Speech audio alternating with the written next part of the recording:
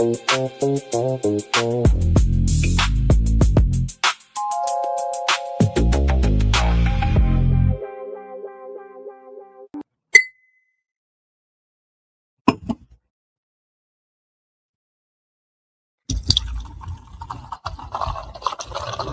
Layer's a hard place to live. Real hard. Ain't no soft landing nowhere in here. Smiling at you like it already know your name, already in the room when you walk in. That's the slings and arrows, you don't hear them fly, you just feel that sting and wonder where it came from. Whole layer wrapped in dark mystery. Old magic in the walls. Wizards whispering deals they don't keep. Dragons watching from the shadows, counting bodies like loose change. Succubus love looks sweet at first, then you wake up lighter than you went to sleep. Heart tax, soul pawn. It's war out here. Quiet war. Betrayal wears silk and smile real nice. Same cats break bread with you. Be the one selling your name 2 streets over. This whole thing a stone cold trip, baby. No fair fights, no refunds. So whatever shield you walk around with, it better be battle tested. Not shiny. Not shiny. Not fresh out the armory, I'm talking chip paint. Bent edges. Blood you couldn't wash off even if you tried. Cause the Layer don't care how fly you look in your armor. They care what's still holding when the smoke drifts off. If you still here tomorrow, still breathing, still standing on your square, then yeah, you's a bad mother. Shut your mouth.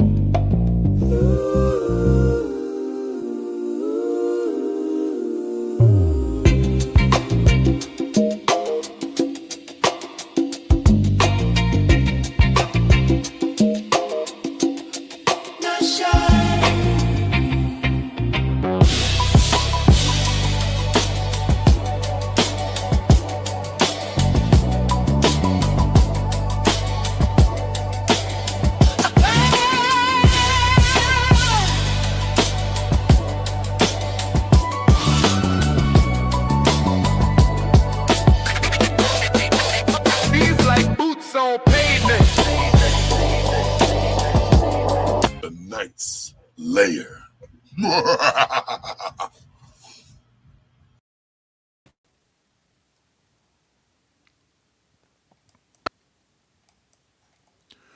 What up, though?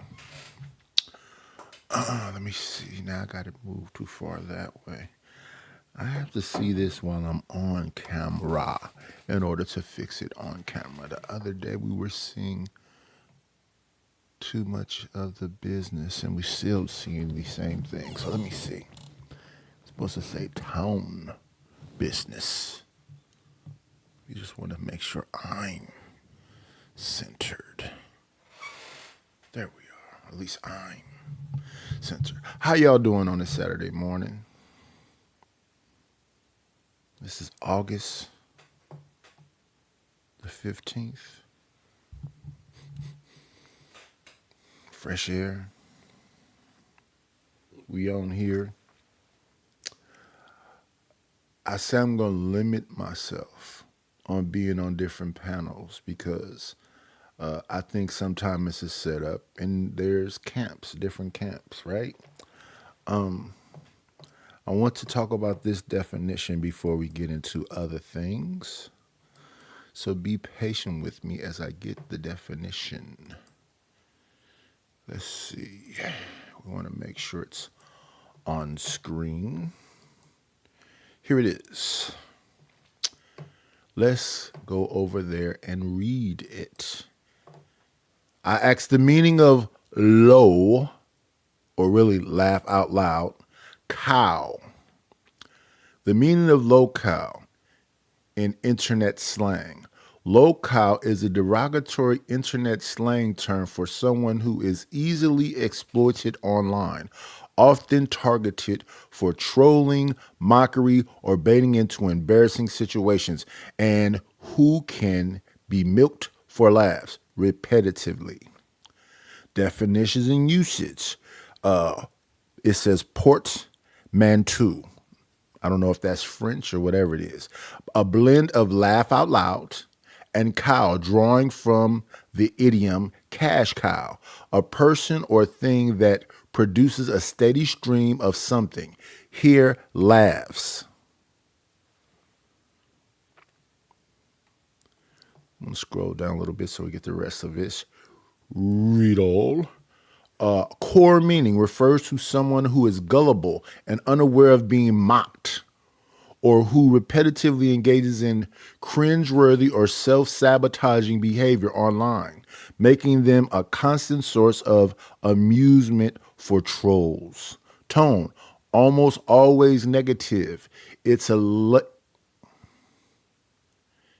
label used to shame or belittle someone for perceived foolishness or vulnerability. First documented April 2007 on Urban Dictionary, with early definitions describing people who are flamed, trolled to be point where they can no longer present sane arguments but refuse to quit. So, this is what I don't want to be. And when I feel myself being steered down that direction, that's when I gracefully bow out. Because although I may be passionate about something, I'm not willing to go back and forth with people about it. So, for example, our good friend Stanley likes to come over and talk about reading this book and doing that. I'm not a conservative and I'm not a liberal.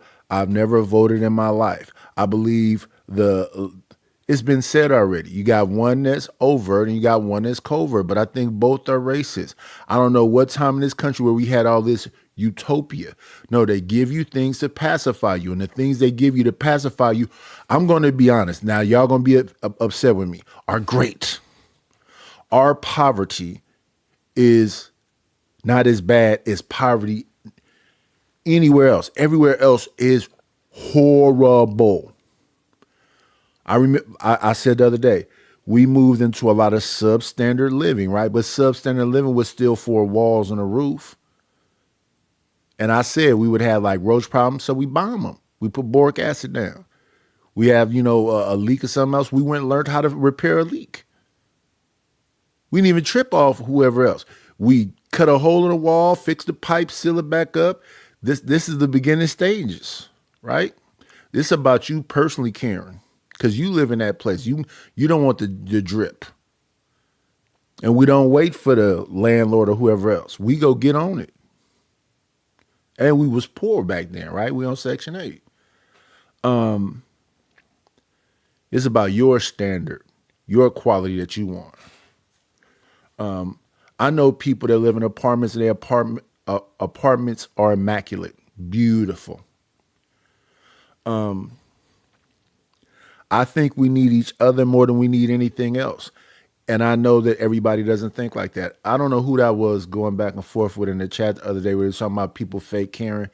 Well, I don't know what fake care is, because most people I know will come out saying, I don't give a fuck. They come out saying that. And I believe people when they say things to me. I don't care what they saying to me. Y'all be like, oh, that nigga just talking. He's just talking on the internet. It's all possible. Probable, I don't know. But possible, yes.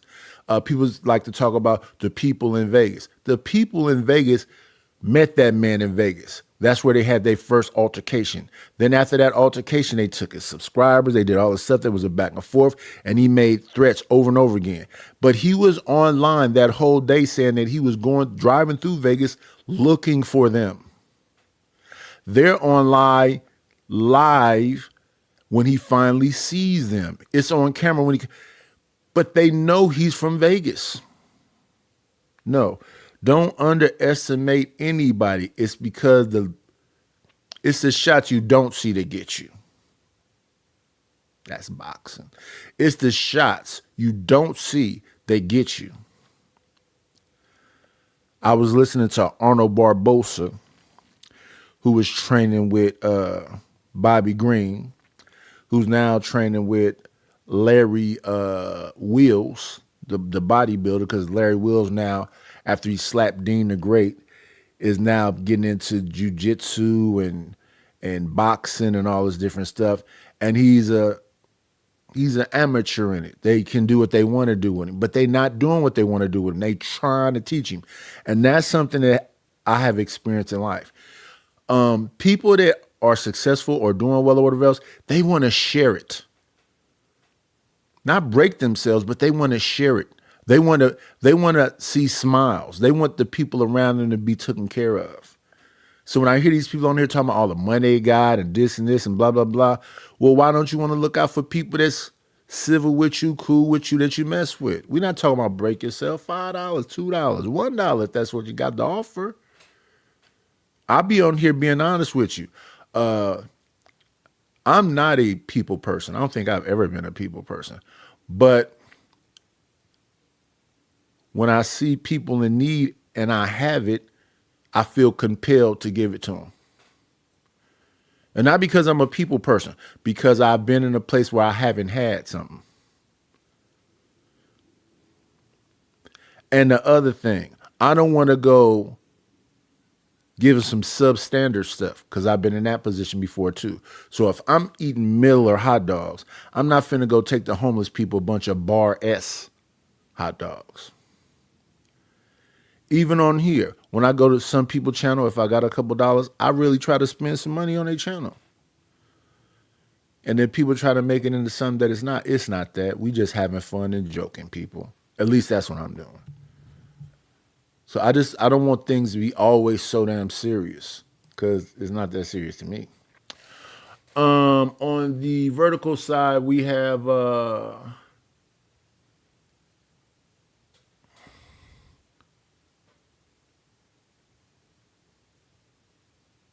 is this Mary Sandoval? I hope I got your name right. What's up, Gas Mask? What's up, Enter the Dragon's Lair? And hello, Jones and for more.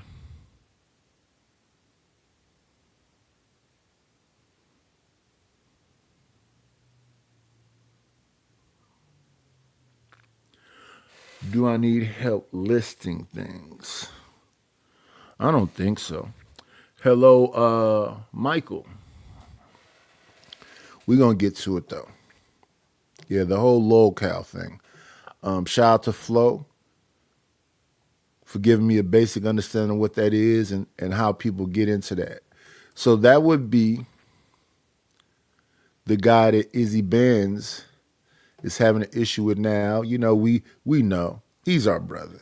We might get upset with him and go back and forth, but you know, he's our brother. Shout out to the president of the Black House. Let's get over there to that.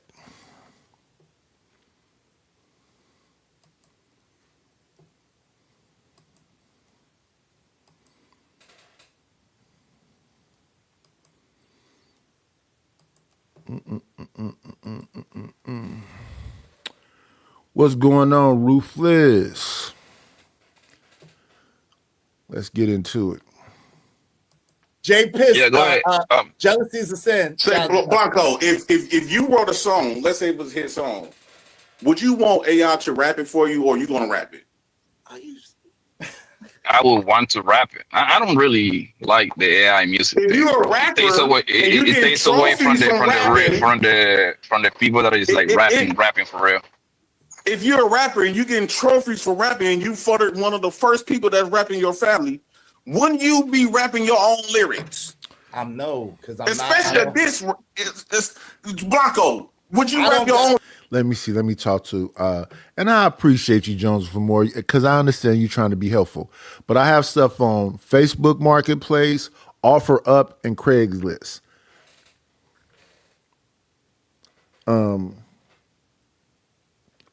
I don't know if you remember, it was all in boxes in here. Well, that was all the stuff I bought for the Airbnb. I sold all of that. It was bed frames, mattresses, sheets, blankets. What all I done sold from Facebook Marketplace, and well, that's the only one that's really been selling, popping.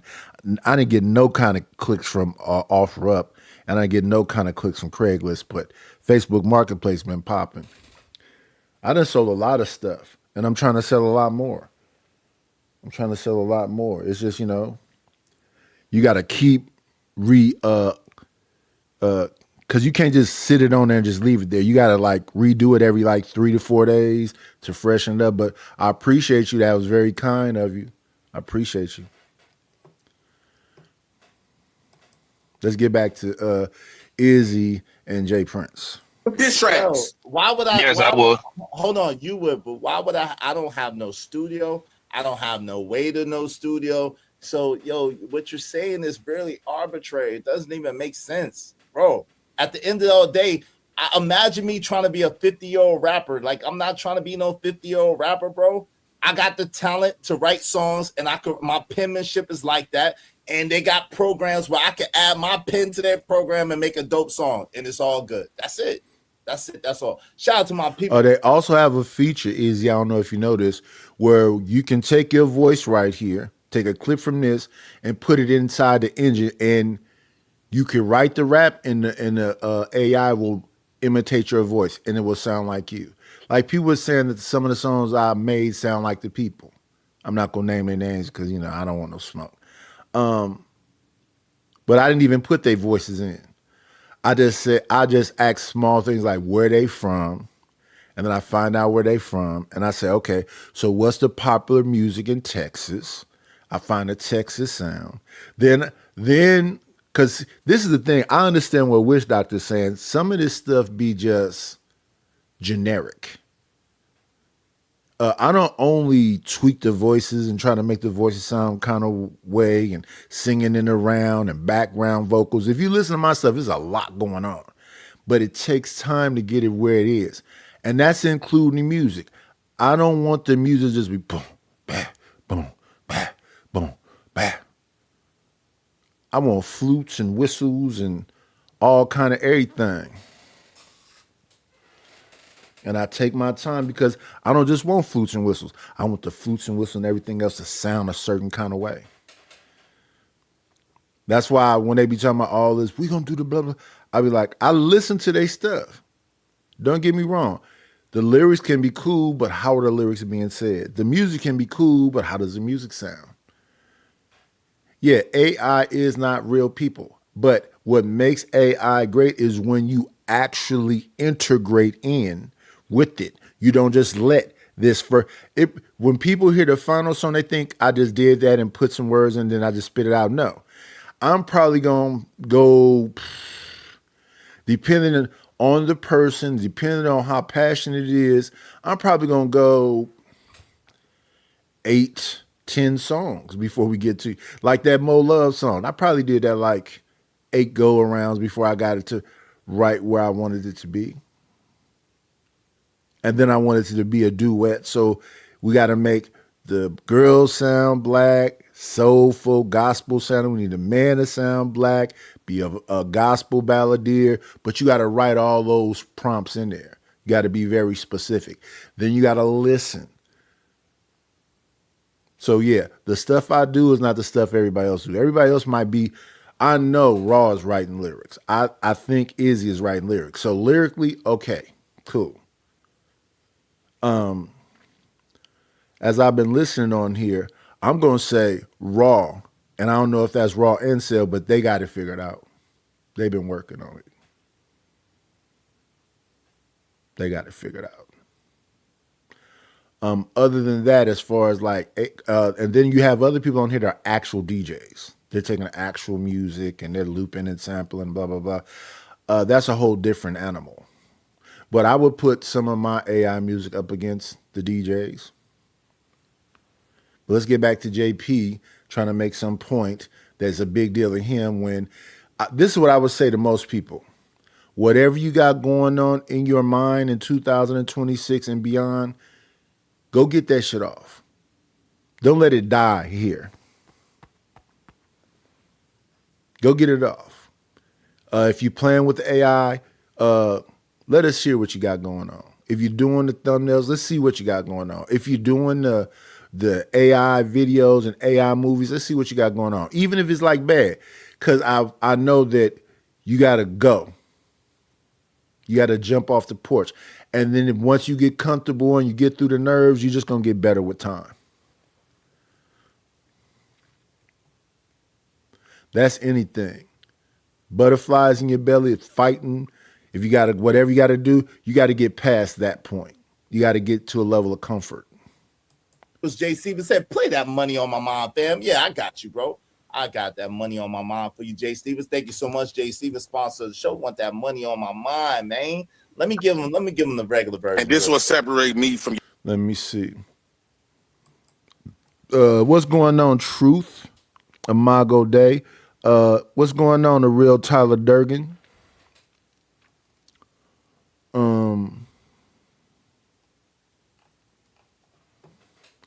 This is JP doing another one of them I'm better than you niggas rants. Y'all. You I got true talent. You ain't got no talent. You can't do. I got my own talent. I don't need AI. Your talent is to crash out and to be a crash dummy. That's your talent. Well, that's what you believe. Well, to crash out and be a crash dummy is your talent. better than you. Yeah, you wish. At least my teeth is real. They yellow. They like butter baby. They like my butter, teeth is baby. real. That's fake white. Your teeth is butter, baby. It's real buttery. All I need is peroxide and baking soda. No, you need more than that. You need some. I bought some peroxide yesterday. You need some braces. baking soda yesterday. You need to buy some braces too. And you really need to cut off your head while you at it. Cause goddamn, nigga, shit. Cut that shit off, man. Cut your head off, bro. Yeah, but at the end, at the end, in the kind of business, this nigga got a channel, you know what I mean? So he implemented the technology to entertain the people. Like I say, I don't see nothing wrong with that, bro. I just don't see nothing wrong with that. You trying to perpetrate as if that's your shit instead of admitting, okay, yeah, this AI, so what? I would have took it more like him being solid if he said that. He's trying to make pretend like he got some talent yesterday. Yo, you want me to lie? You so stupid. You want me to lie? You said I wrote the shit. I told you it's a program. It's not Suno, but I wrote the shit. It's not Suno. I don't have Suno, but I wrote that shit. What do you want from me? You gave them certain certain prompts to prop up everything that people been saying about me and turn it to a diss track, and they Izzy, do your thing, bro. Like he doing this thing and he's yelling with this cap on or whatever it is he doing, he going forward with it. Do your thing, bro. This I think is a little bit more powerful if you just let him rock out and go, okay, you got it, bro. And then just do your thing. That's a little bit more my attitude. Well, Nidus, you still, I don't care if I fall asleep on your panel and you give a damn about me, just drop me off the panel. But most likely you don't give a fuck about me. You just gonna leave the camera on me while I sleep. And I don't got no anger about it or whatever else, but you have set a precedent when you do that because you trying to get water from a rock. just AI put all this shit together and made the beats. Okay. That's not even you rapping. Okay, so you do it. You do it. If you do it, I'm not the one that's trying to. No. This is why I have it. What I want you to do is I want you to do it. I want you to get a program. You just go ahead and put talking points into a prompt and see what type of song you're gonna get. Man, like LA Project said, that's too specific. It is. I wrote it specifically targeted towards you. I wrote it. She got to be the most retarded woman on the planet. Watch the R word. You slow. Shout out to Child Foundation. Eddie, make one for JP's channel. If you pay me, I will. I can. Let's do it. Do it live. Pay me, and I will. Let's see how you do it live. Someone. How much you gonna charge? Hold on, real quick. I got you. If someone pay me $50 right now, I'll make an introduction song for J Prince channel right now. I'll write the lyrics right now. And I'll show you the lyrics, and then I'll put it into my drum. Hold on. When I get to work, I'm going to send that 50 right now. We want to see you go live and do it. Every step. I'm going to do it right now. Why is she going to say AI?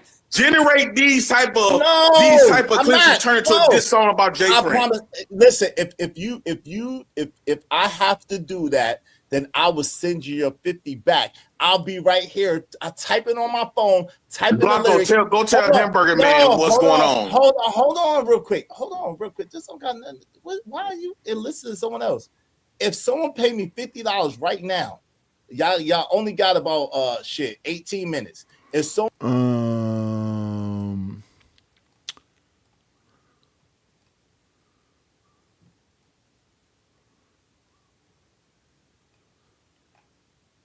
who we got? Somebody just get TMKC. What's going on, lady?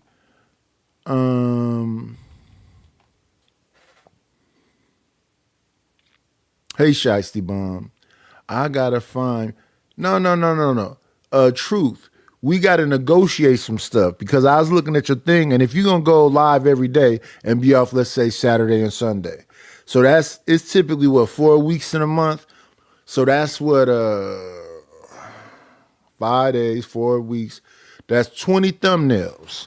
I typically charge between $10 and $20 for a thumbnail. So that's 20 thumbnails. So let's say I give you the discount, which is half price, $10 for 20 thumbnails. That's $200. Then the music, if you're talking about like an intro and all that other stuff, same thing with the music. I typically charge $20. So if you're saying make 20 thumbnails a month after month, that's kind of getting me. But if you saying make, you say you come on 3 times a week, so that's 12, right? So that's 120. I do that, right? And then if you saying you go inside and give me the controls, and I what's going on, Otis? I go inside your thing and I do your banner, do your watermark, and do whatever else. I typically charge people $150 to do that, your basic beginning. And I think I sent you that last thing you had made. But yeah, all that is just a discussion. And what I'll do for the price that you say, we could talk about that in the back. Because we can do something that can be cool. We just got to talk about it in the back. We can do something, get your banner together, put your watermark. Like my new thing up here. Let me get them off screen for a second. Let me put the primordial ooze up. So like I do backgrounds for you, which is like this. These are I got a bunch of different backgrounds. I got this background. I got this background. I got this background. I got this background. I got this background. So if you give me the permissions, I'll give you all the backgrounds. I give you some background music. So that thing, that initial thing is $150. And then after that, yeah, we could work that out because that's nothing but like, if you say you're going to go on 3 times a week, 4 weeks, 12, yeah, we could work that out. That's easy to work out. Then you got the overlays. So I got the overlays, which is like the royalty.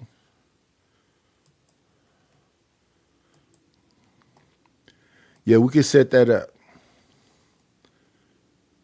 But yeah, we just got to come to something that's, reasonable, because I could get that, if you give me the permissions, I could set your channel up in a day. It's just about the thing that will be, the thing is that I need detailed information about what you want your banner to look like, what you want your, so you see my watermark up there is that quarter. Let me see if I can find a watermark. Give me 1 second. Yeah, I would love to do the work. We just got to, be reasonable, because I got multiple people I'm working for, so I can't be doing 30 or something thumbnails, because I'd be overwhelmed. It's just too much. But 12 a month, that means you come on 3 times a week. That's cool. I could do that. No problem. I make so many things. So this is my thing at the top. Let me enlarge it. My 2 cents. That's what's up at the top right there. We got all kind of, stuff we can do. It's all kind of stuff we can do. I can make you a carpet. Because here's me as a carpet, a rug. I don't know if people even be understanding what I be doing. I try to be creative. Because that lady said everybody's so creative. That is a nightish rug on the floor. Did Pete, could you recognize that that's what that was? What's going on, Candy Cane?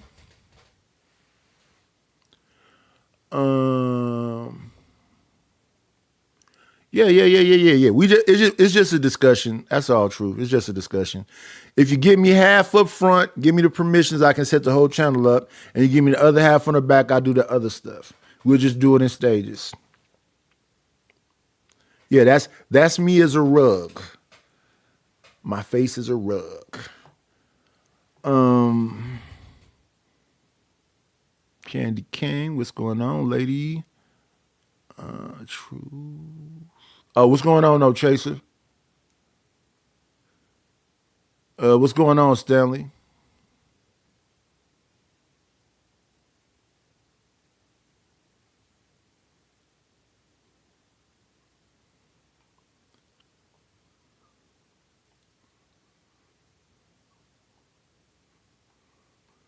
Yeah, like I be listening to some of these channels and I can't disagree with them. It's a bunch of weird people doing weird stuff, and a lot of times they doing the most.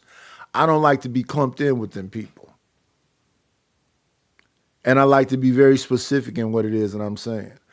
I think I said what's up to Otis. Otis, what's going on? Let's get this out the way and get back to this whole JP saying he's better and he's going to make him some music or whatever the hell's going on with this right here, which is hilarious at best. Someone pay me 50 or tomorrow on the show. Someone tomorrow on the show or right now pay me $50 and I'll write the song. I'll write the song. Right. Pay you to scam us. You don't pay us. Hold on. I'll write the song right now and I'll show you the lyrics, and then I'll put it in the AI like I always do. I write the lyrics first and then I put it in the AI so they can generate the beat and stuff. Shout out to John Doe. John Doe said, "Wise man don't argue with fools." Why are you giving this man a platform? Hey, listen, because I was reviewing. We got to pay him to scam us. Okay. Shout out to John Doe because I was reviewing. Is he a scam? And I said, "Well, go get your things at the basement." John Doe, thank you for the $9.99. I was reviewing the stupid shit that he was saying, but let's get to that. 25. He go gets a couple bags, whatever he said he got, and then as soon as I send me 225, he said I ain't moving. And you know what's more interesting about this? That was a smart move on his behalf because you can't get the money back. But you know what's interesting about? I wrote a poem through AI for Enigma and gave it certain prompts. He loved it. Shout out to that. Matter of fact, since this brother's here, what's going on, Bronze Bird? Let me see. I was over there one time when Bronzebird came through. I said, that's pretty cool right there. I say, Bronzebird, what do you think about this though? Let me see if I can find it easily because I just made it recently. Okay, so it shouldn't be too far down. Okay, here we go. Bronzebird, I'm talking to that guy. What you think about this, Bronzebird?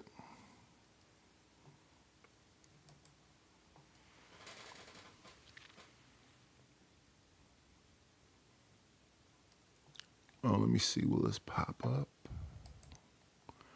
Let's do this right here. Got to show some appreciation for the support of the channel.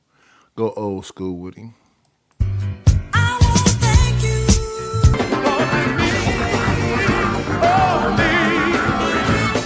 you. Got me a couple of dollars. Guess what I'm gonna do? Shout out to Shadow the Titan Wasp for the $5 ball. I appreciate it. Let's get that off the screen. Let's see.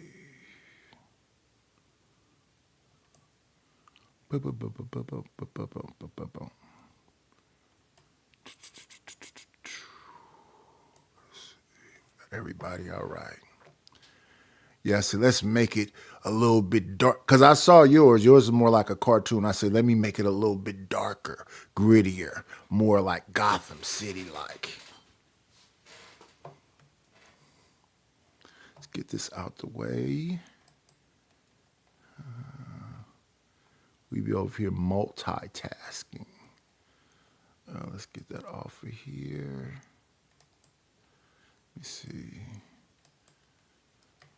We going back to Izzy. Out to that El Chico. Hip for ovulation, that drip. Hip for ovulation always do it. Everybody do it. Hips for ovulation always do it. Drip always do it. That's drip name. Hips for ovulation, right? So you're not doing something that we haven't seen. The Portugal and all of y'all people using that fake stuff, bro. You stop saying that. We know that you just put a whole bunch of talking points that you have said about us and use DJ stuff, use other people's stuff like you acknowledge, and you ask the prompt to do that. Bro, stop trying to make it seem like you create that. You're not even singing your own lyrics, your own diss track. You don't even, bro, you don't have no type of beats to it or nothing. First you said that you only did the beats off AI. Now you saying that you wrote the lyrics and you said you don't listen at all. I didn't never. No, hold on, why you keep muting me? Because you don't listen. You're stupid. You don't listen. You did say that. I didn't never you say said the AI. Hold on. You're stupid. You say you only use AI for the beats. You're loud and you're stupid. Meaning, you're loud and you're stupid. Meaning, I use AI to get the music. I use AI to get the music. I didn't. So that what I'm saying is I got the lyrical gifts. I got the lyrical talent. AI puts my song that I wrote and puts it to a beat. That's what I'm saying. Why are you so slow? We're making lyrics on this right now as we speak. Do it. Talented people off the top of their head. You ask a person that freestyle, battle rap, or rap, people that rap, they can freestyle off the top of their dome. Go ahead, go right now.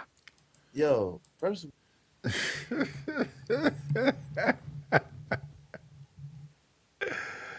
I would say, JP, why are you yelling? No, you trying to make it. Let's go along with what you said. Let's go back to what I asked. So why are you yelling? Why are you yelling? All my songs are very specific and detail oriented. It's no way. Well, anyway, let's move forward. Well, like, flame that nigga is. Give us 6 bars. Bro, don't let this easy a scam y'all, bro. Yo, I need both of y'all to be quiet, yo. First of all, y'all are so slow. Again, if I'm not, the people that ghostwrite don't ever rap in front of nobody and never rap. But what I can do is, if someone pay me, I could write a song right now. Someone pay me right now, and I'll write a song right now for y'all niggas. Right now. That's and we don't know what you're doing behind the keyboard. I'll show you the lyrics. We don't know what you're doing behind it. We know you're gonna use AI.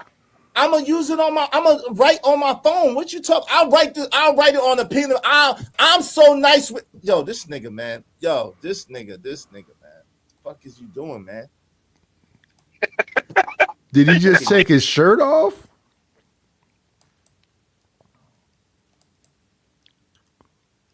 I'll write it on a pen. I'm so nice with this. He starts stripping. Whoa. You gotta love it. This nigga, man.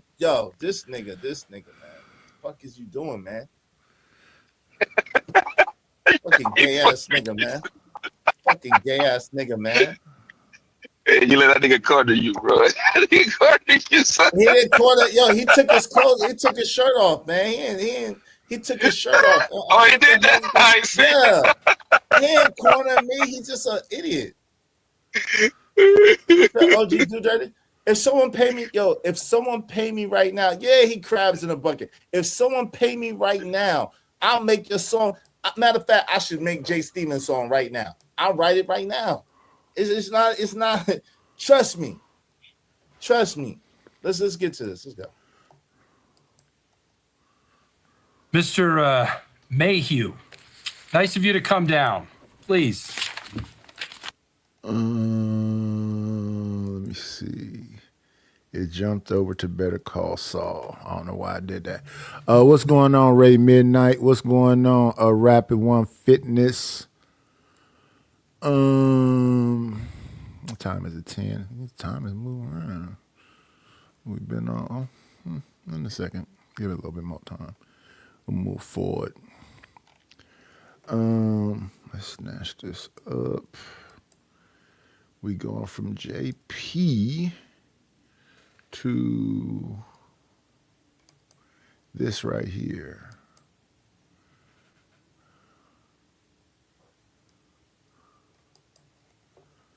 Let's add this.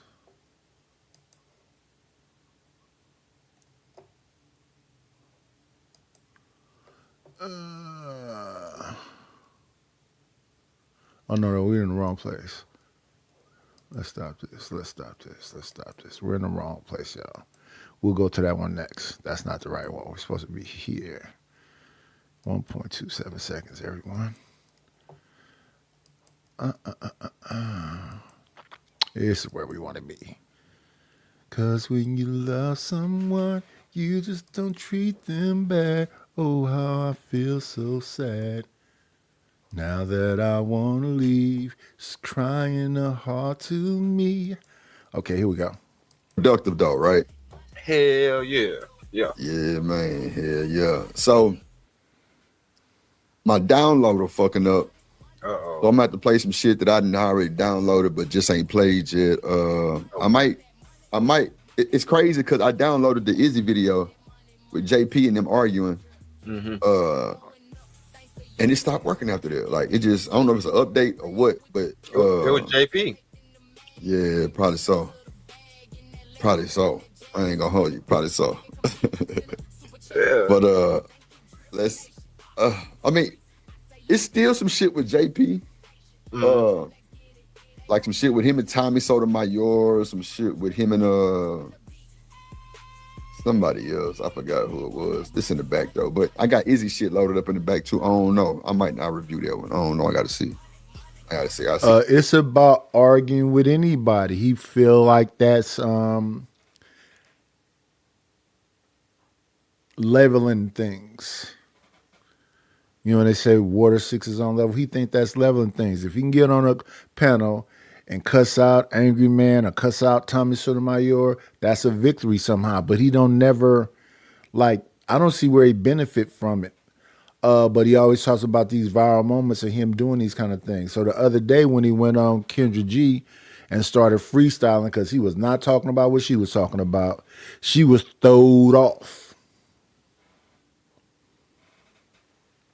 She had to ask him, "Are you a straight man?" I gotta see how the chat feel. I gotta see how the show going. Cause I got some other shit too that Shanika sent me yesterday that I didn't play too. But I had to change up the title and thumbnail, which I probably ended up doing. Yeah, it's cool though. Ain't nothing but a love, you know. So let's see, where does he first? So first we're gonna start off with looks like with Cynthia G. And looking at you, you're not even black. So the black man or the black woman is not your responsibility. What race am I? You are biracial. You are biracial. You're not black. So you're not even our responsibility for you to be going this hard on us anyway. Black parents, what are you talking about? Looking at your skin complexion, you are mixed. Who cares? I don't have patience for the male species at this point. I want y'all to know.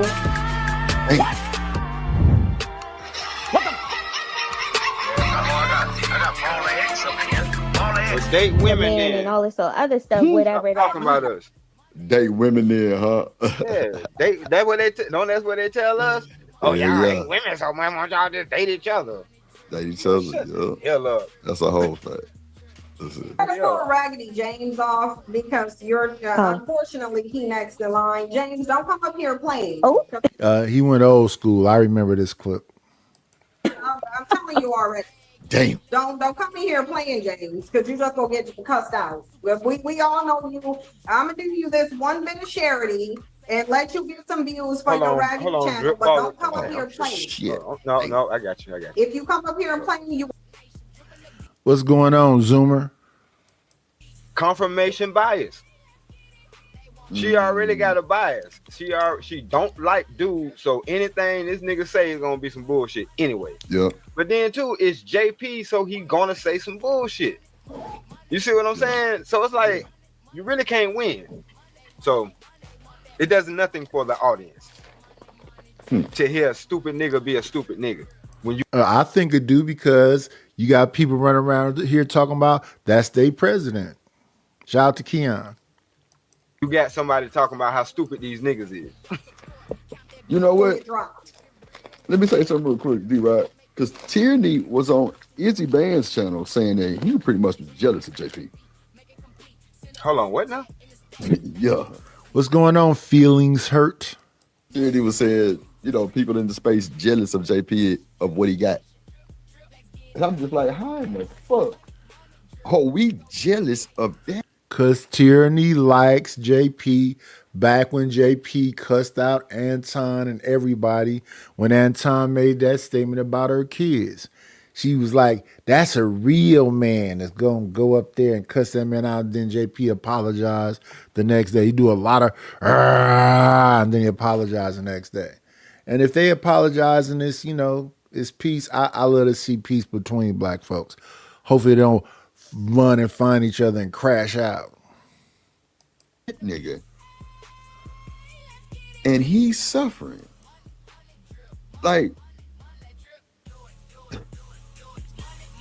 I don't want to shout out. And you know what? I was about to say shout out to the royalty, but I forgot. Let me see. We got the king, which is Ryan Barwell. We got the bishop, which is Maurice Jones. We got the other bishop, which is Just Hear Me Out. And then you got me, the knight. I gotta fix that because it made me have a skinny neck. I gotta be the fat dude that I am, even in my avatar. Shout out to the shout outs. I was thinking CKJ3 had re-upped on the royalty spot, but he didn't really do nothing with it. But anyway, y'all. Thank you for coming through. I'm happy that y'all spending y'all early morning with me. CKJ3. What I want to do when CKJ3 got here? I thought he was royalty. I was going to pull up his thing, but he's not a royalty. Matter of fact, let me go over here in the thing. Let's make sure we highlights royalty today. Can y'all hit them king emojis? Can y'all hit them bishop emojis? Can y'all hit them knight emojis? I'm just saying. Let's support the people that support the channel, right? Let's hit them with the king. Let's hit them with the bishop. Let's hit them with the other bishop. And let's hit them with me.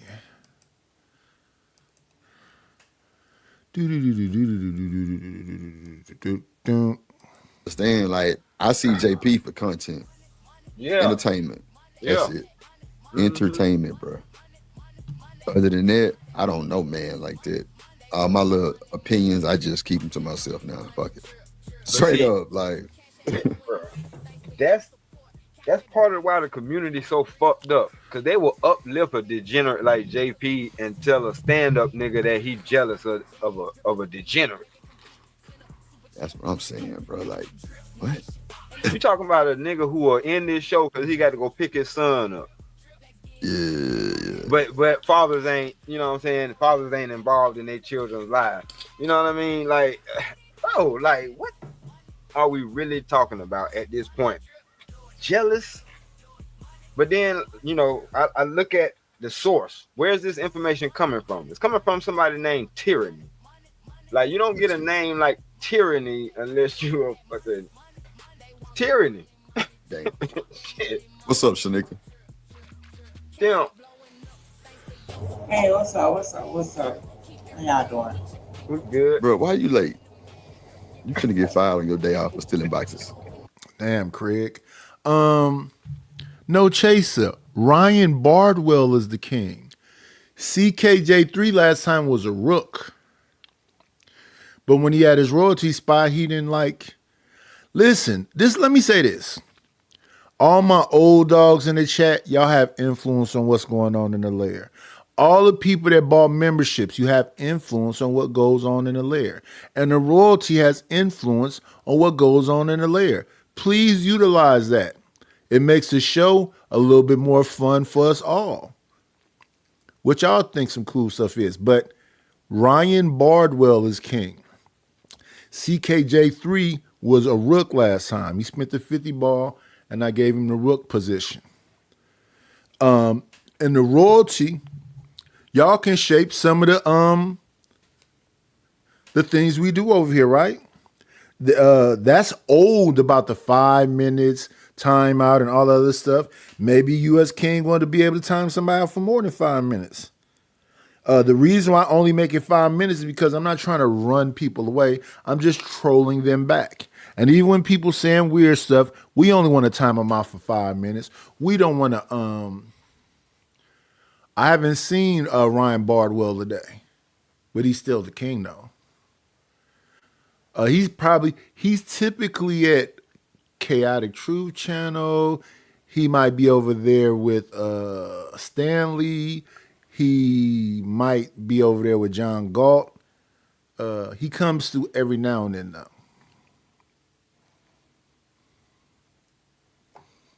Like time, Stanley out for 5 minutes, moderators. He's disrespecting the king.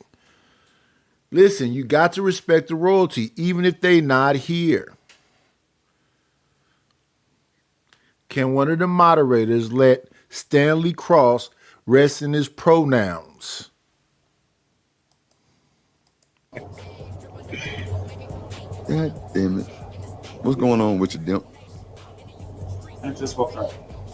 Oh, okay. I'm sorry. Pregnant? How y'all doing? Oh, Look, D-Rock, you heard me? I heard you. I was waiting for the amp.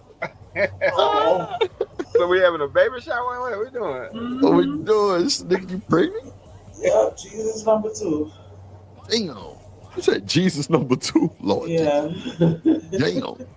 Not Jesus number 2. What's up? What's up? Oh, What's up? shit. Nah, but you good, though? Coach at BJ. Yeah, I'm good. I'm good. Trying to, yeah, get myself together. Have you ever looked up the definition of tyranny, bro? What is that? Tyranny is not spelled the same way that tyranny is spelled. Tyranny means destruction, total devastation. They come to wreck shop. The tyranny of men. I think that was a part of that Sam Jackson speech, right? And I will rain down. Does it say something about the tyranny of men? Let's listen to the definition because we already know what it is. It's like chaos, ain't it? A cruel and unfair form of government where one person or a small group has total power. Really? Yeah. Don't that sound about right? Shout out to tyranny though. Yeah. Hold on, say that shit again, D-Rock. Basically somebody who want all the power to themselves. I'm like, it almost sounds a bit fascist, but okay. It is. But you know, I thought it was just chaos this whole time. She spelled it cute. You know what I'm saying? But you got to pay attention to what people name themselves. That shit don't come from nowhere. The first time I heard her name, because the first time I, chopped it over her was on Izzy's show. Yeah, like the whole night thing I made when I was locked up. That was probably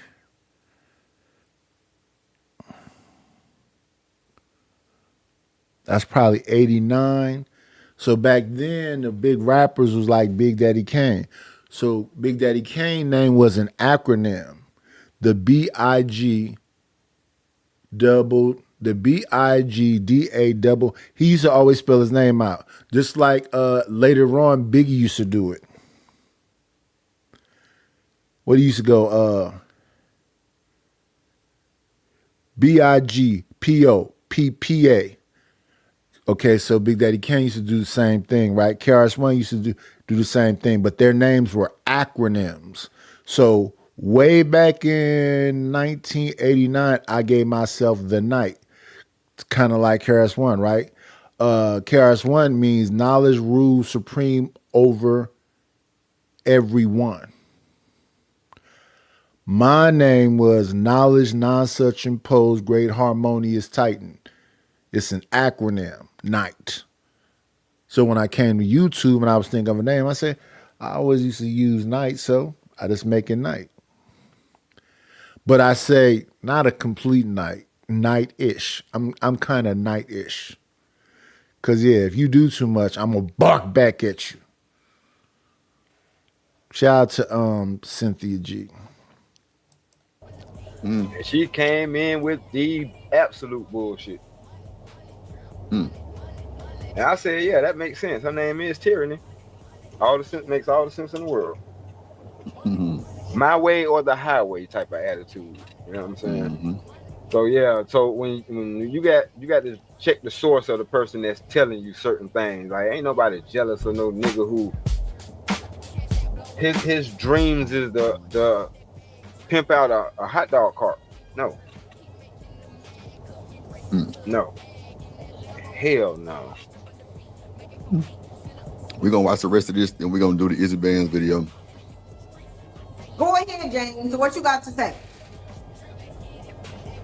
Cause I don't want to hear it anyway. Oh, James, you'll get dropped now if you don't figure out what you need to do. He went back. James is out. She already read it. Yeah. She already read. Now, Shanika, my downloader fucked up. You ain't get my text, so I just had some old shit sitting in my files.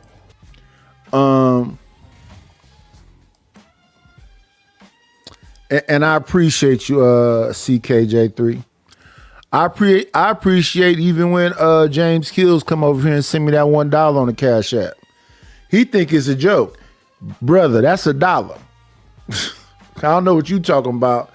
If these 28 people that's in the building right now send me $1, I would be very appreciative of that $28. Believe me. Matter of fact, this would be a perfect time. We almost at that hour mark for me to start begging, because that's what they say. I'm social media panhandling.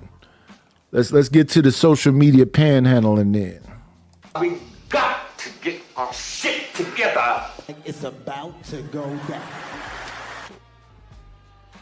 A nickel bag gets sold in the park. I want in. Tell them to bring me my money. If it don't make dollars, it don't make sense. Oh, honey, I got to get my hands on some. And then I'm gonna get that money. I approach him with my I like that. I want to just, I need that. I take your money. Matter of fact, when I look back there, he was a bishop. So somebody maybe just hear me. I wasn't a bishop or something happened. But this is Ron Bartwell's old thing. This is back when he was royalty, No Chaser. I try to make sure his shield is shiny, pop off. Put his chess piece next to him because all of this stuff comes from a chessboard, right?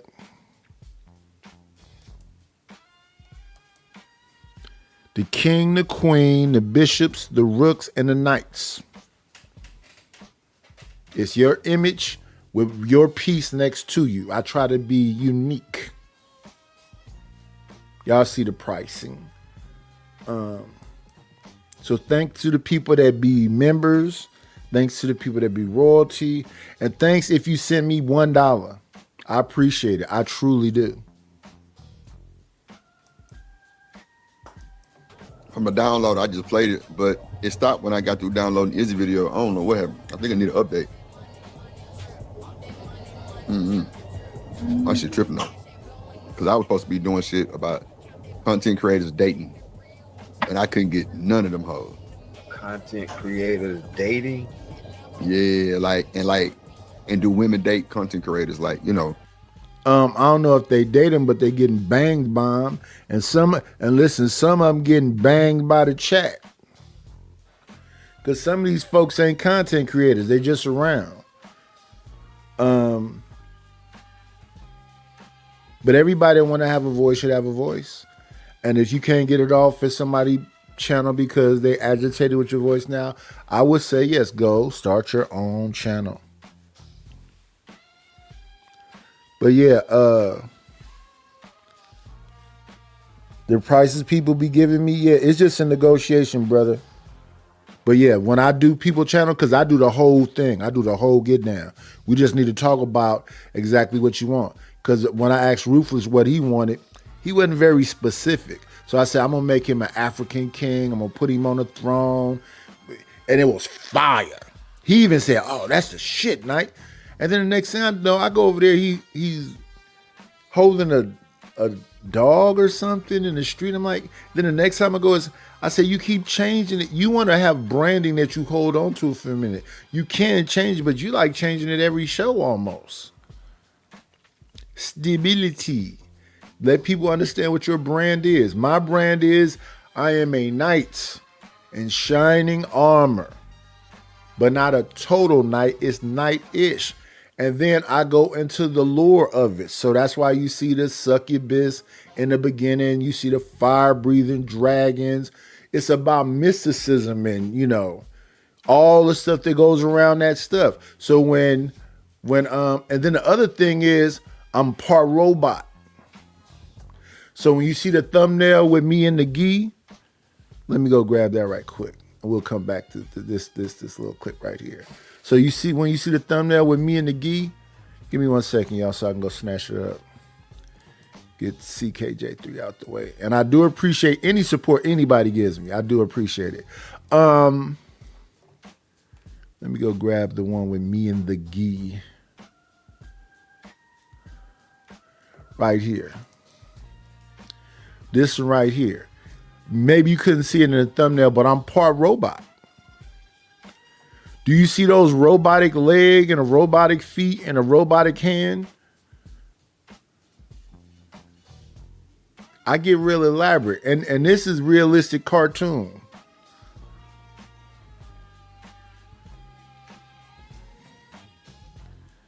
Because they destroyed the knight's body, so he had to go get robotics for his body. It's a whole lore to this stuff. Like when I put all them video games together to create that in the night's lair. That was cool, but it's not as cool as my new one. I like my new one better. And then I'm about to start dealing with these AI movies. I'm trying to figure this out. Once I get that together, it's over. Then the thing that give me a little leeway is the 510. So I say the Knight's Lair 510.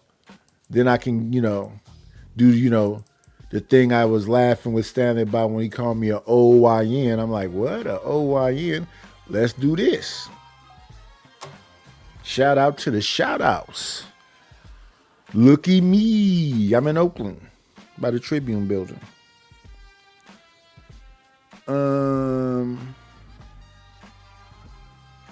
Hey, somebody sent me some bread. Look, I think we getting a little bit closer, y'all.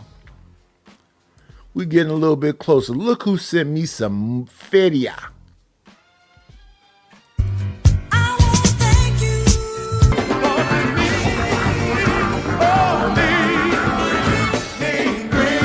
Got me a couple of dollars. Guess what I'm gonna do? Shout out to Stanley Cross for the Cash App. I appreciate it. I appreciate it. I appreciate it. It gets me closer to my goal. It gets me closer to my goal.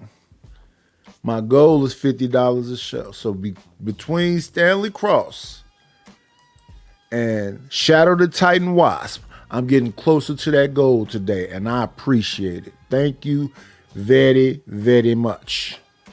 Let's get the black and white film noir OYN off of the screen. And we can get right back to the show.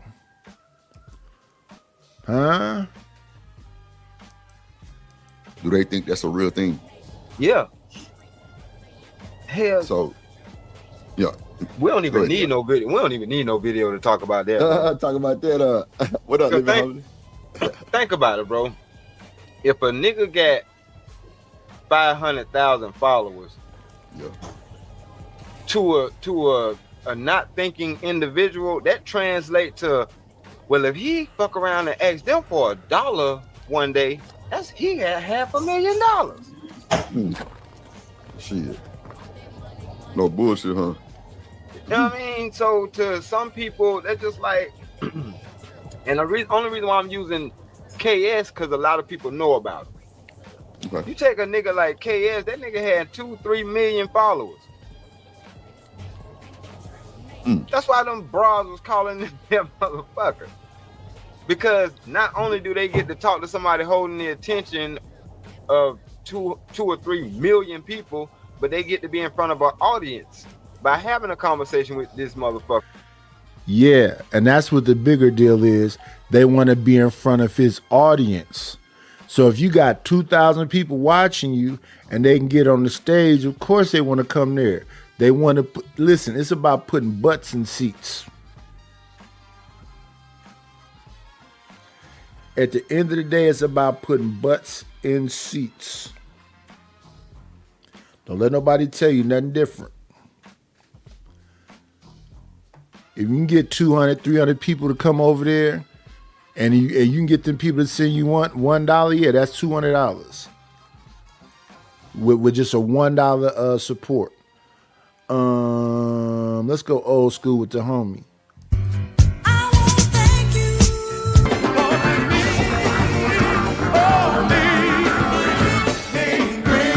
Got me a couple of dollars. Guess what I'm gonna do? Shout out to No Chaser for the Cash App. I appreciate you. I appreciate you. I appreciate you. And y'all other people that's being stingy, support the situation. Matter of fact, listen. I said close them doors. Ushers, close the doors.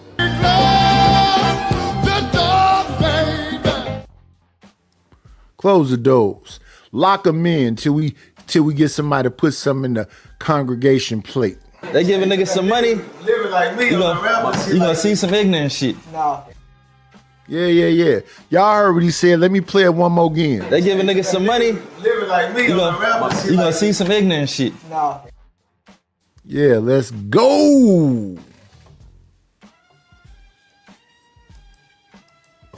Of 2 or 3 million people. I see now. I ain't know he had that many followers. That's crazy. Yeah, like, man.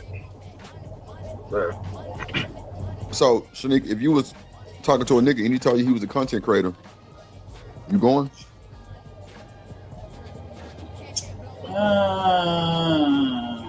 Would you go off his subs? No, it wouldn't be the subs because I would just be thinking about somebody that live their life online all day and all night. Like, because that's what I think about, like, these people in these spaces. Or in this space in YouTube, like. Listen, once people understand who you are and they like you, you don't have to be on all day and all night. Like I had 160 people watch me one morning. That 160 people, I don't know who they were. Thank you for watching me that morning. But the same group of people that always supported me. So I gave my group the 3 hours. I'm going to give you 3 hours. Why? Because you support. That pays for the StreamYard and whatever else. So when I get $50, somebody bought a royalty spot. So the StreamYard duck can't be up there. You just gave me $100. So I got to pay the StreamYard. Everything else is the bells and whistles on the other side. All these different generators I'm using, all the different stuff I'm learning. I'm trying to learn new stuff because I don't overdo the bells and whistles. I got a soundboard, I got clips and all of this. I don't try to overdo them. Some people, every time something happens, they got to laugh. But I look at the people that's measured and they know how to, take their time and it's measured. So Fatty is measured. Witch Doctor's measured. He don't overdo it. Who else is Fatty, Witch Doctor. Because I think that dude's name is Ugly Money. it's just overkill. It's just too much, too much sound effects. It's somebody else. I think they just do the right amount of sound effects. Like Drip got intros for everybody. Look like Stanley, Tennessee, Milwaukee. Shout out to him. But it's not every 2 seconds. And I mean, I have my moments where I be on here, but like every time I click on here, certain people that's just always on here, like guaranteed. Like I don't know, like that's the part that be kind of doing it for me, like, right. Like the vloggers, or because I know it's a difference or whatever. Like I don't like, I don't like that. Mm-hmm. And But then, if but you just drop in prepaid, pre-records or whatever, like I guess I wouldn't have an issue with that. Well, I feel you on that. Yeah. Pre-record. I mean, it's time consuming, but you ain't got to be on no motherfucking live 6, 7, 8 hours. You can do a pre-record in an hour and then go and get it done. it's some people that Kevin Samuels had a time slot. I think his thing was 3 hours. And it'd be people piled in there before even get on the show. When you get to that point where you got a show scheduled at this time and you already got 20, 30 people in the chat talking about what's going on, you late, bro, blah, blah, blah. Then you got something going. That's how I know I've started all over again. We just got 600 and some subscribers because we started from scratch. I don't know if people need to refine me or whatever else, but no, you got to do all the old things again. Like now, my other channel I got popping off already, we probably finna be into that. You need 8,000 subscribers. No, 8,000 watch hours and 1,000 subscribers. So that's double what I needed to get this channel started, but I need the other channel also. Then once I get comfortable in my groove, Rumble, Kick, Facebook, IG, you take all this stuff you have here and you put them in all them different places and you market and advertise there. Come buy an AI song. Come buy a thumbnail. So that's why I try to be very intricate and elaborate when it comes to all this stuff. Like tonight's thumbnail. I believe I am tatted up in front of a mural that says, "Got a dollar." That's a shout out to Damian Darling. But let me see. Yeah. I'm standing outside with a mural behind me with Goku and Vegeta. And I got a sleeve of anime. And on my other hand, I have a skeleton hand. What about that?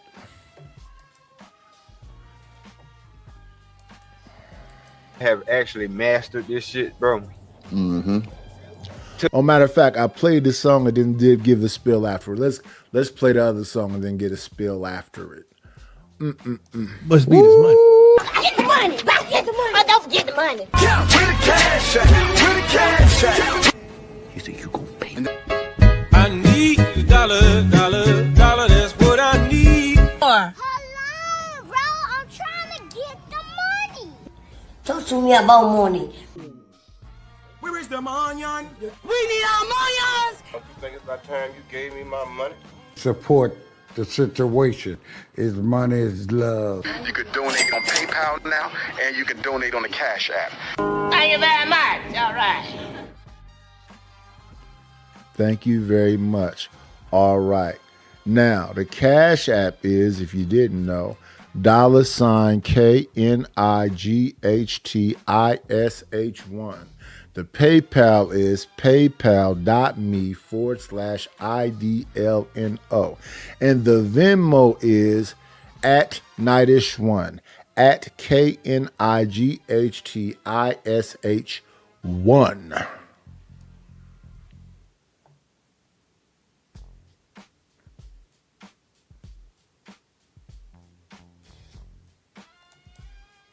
to the point where it's actually, you know, they got it to where it's making money itself. You know what I'm saying? It's like all they got to do is just feed content to it. You know what I mean?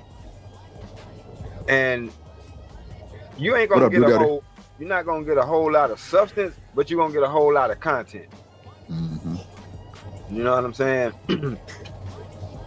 But you know, it just depends on how you do it. And a lot of people, because some people will go for the content creator, because once that person then mastered it and found his little niche and stuff like that, and or he got a team of people, it's not just him.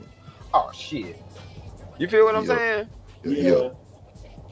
Because all you need is an editor. That's some real money making right there, though. When you got a team, and cameraman and shit like that. Right. What your life is online every day, all day. That's for sure. All day, yeah. Because you got editors and shit like that, man. That's why they be feeding. You know, that's why they're able to feed the content to the algorithm monster. You know what I'm saying? And you can actually download what it takes. You know what I'm saying? Like they'll show you what time to post. And I'm talking about we did this shit about 3 years ago. And I ain't implemented none of the shit because I wasn't even doing it at the time. I was taking an editing class. But in that editing class, they gave us a form and it showed what times to post and all that shit, whatever like that. And if you follow that recipe, you gone. You out of there. That's live. Yeah. They still need to offer that class here. No, that was my homeboy teaching the shit. Oh, so we can actually implement a class like that. But my point, right? But my point to it is that's why I was, you know, looking at the AI generated clips and stuff in the back of StreamYard. And I said that's how they licking the game. Oh yeah, they posted 25 of them hoes and post that shit, bro. Yeah.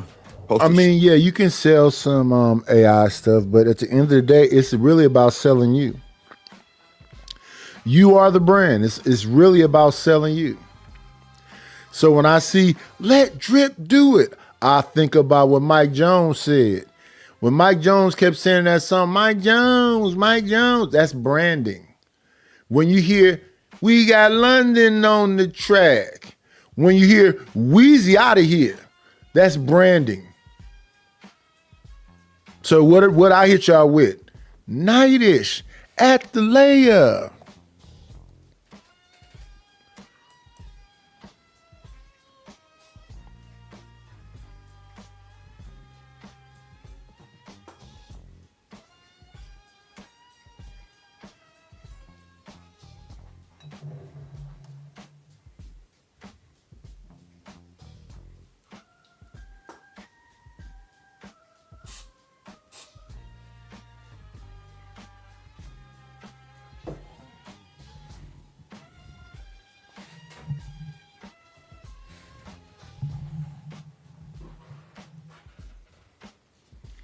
Let me see.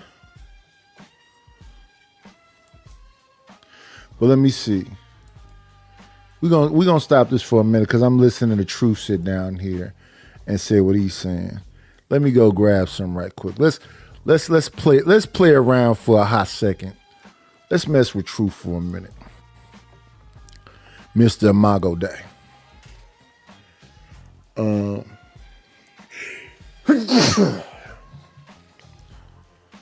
Let's go mess with Mr. Imago Day right quick. 1.27 seconds. Let's see what we got. Because it's not a lot. So let's do this here. Let's do this her. Let's do this. 1.27 seconds, y'all. We trying to do something right quick right here while I got y'all. I work kind of fast with some of this stuff.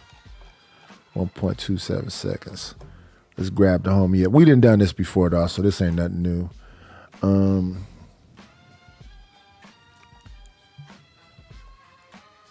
Oh, matter of fact, let's do this. Let's do this. Let's do this. We're gonna do this right here. Grab this right quick. Where is it at? Because he thought this was fire. So let's do this. Let's do this right quick. I'm kind of quick with it. Give me 1.27 seconds. We gotta go grab this image.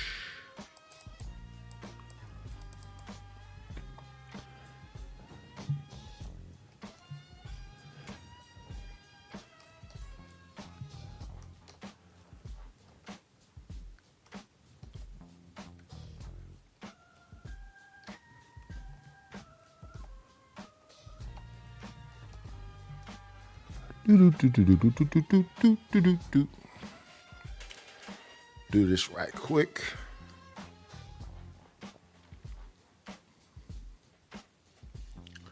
It's about what imagery I have to play with.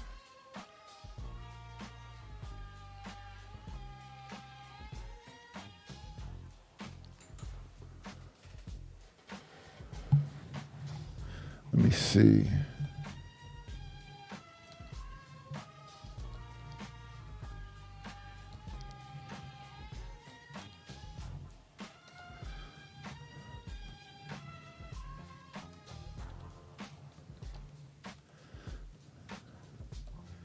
Let me see.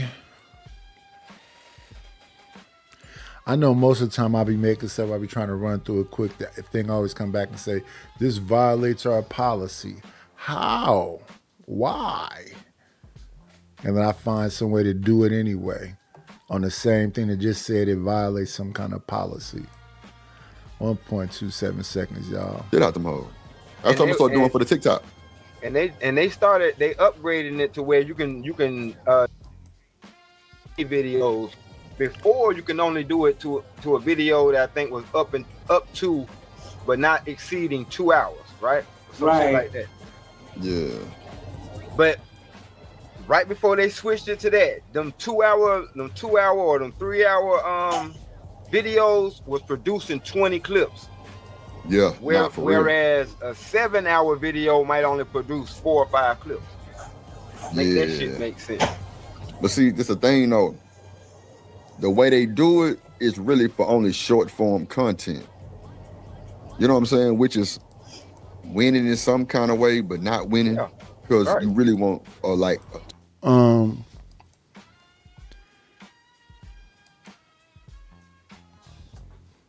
So now I made this face into the carpet.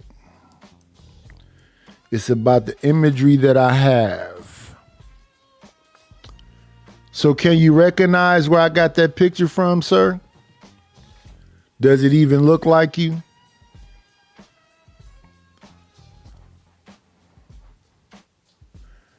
Let's see if he recognizes himself.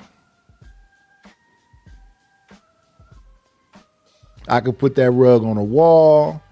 I can put it outside. I move kind of quickly, y'all. It's in the lounge right there, though.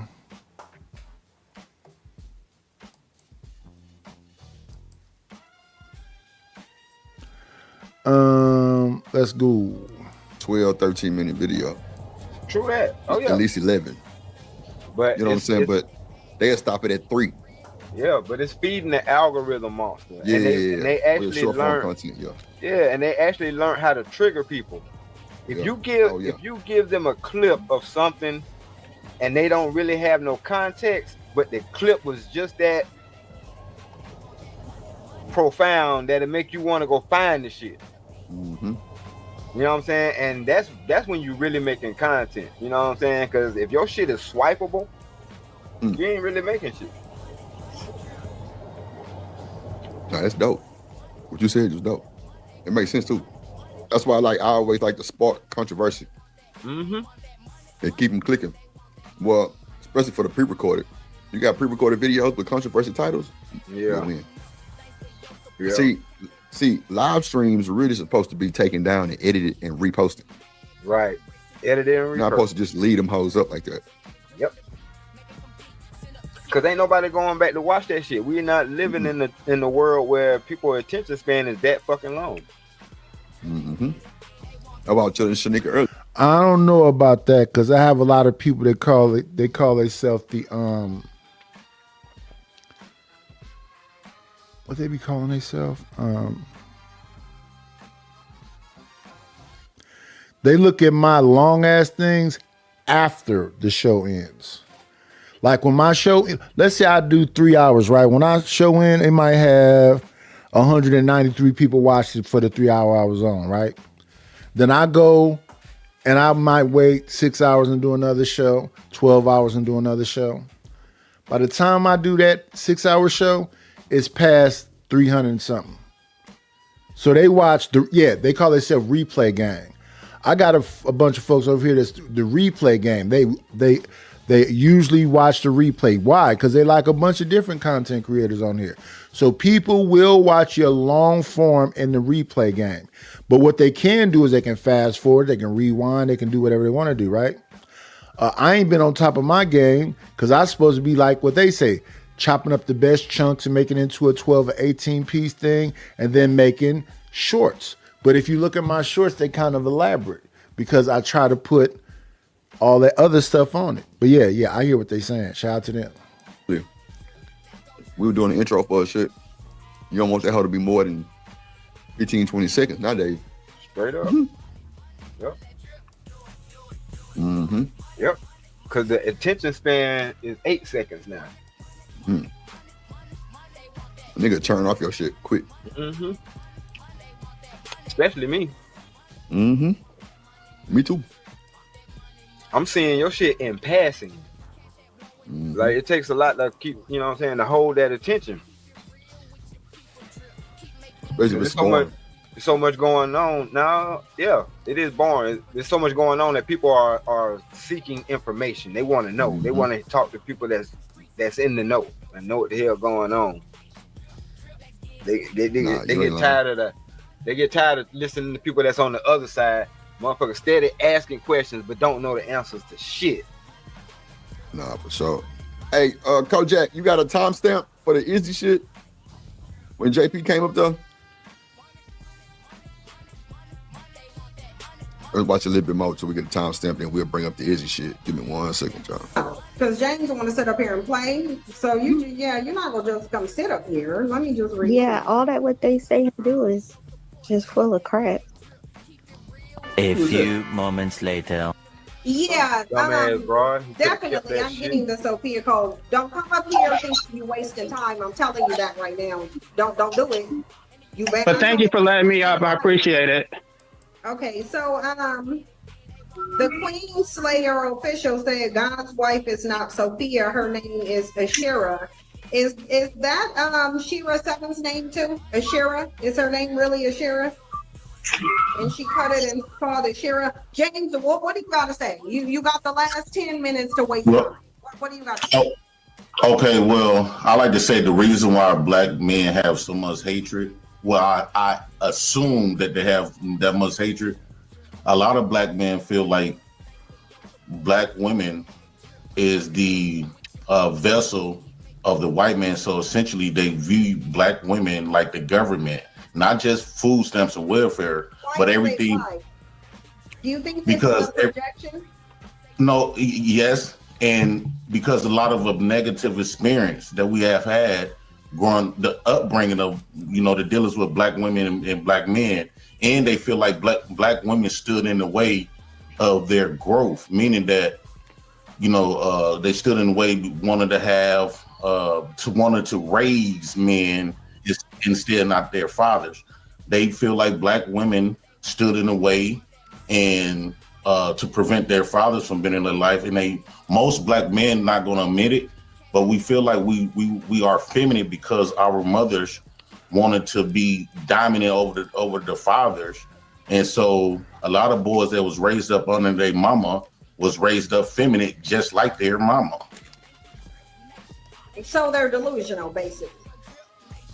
Well, yes, I would say we delusional because our upbringing, we didn't have that masculine, and then for black women to make fun of black men. The black man walked out. You didn't have the masculine and No matter how it happened, she chose them though. No matter how it happened, and So we was black raised. men are mad because black.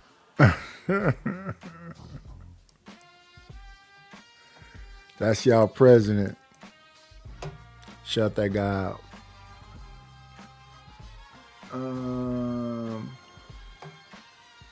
Let's see. We're about that time in the show.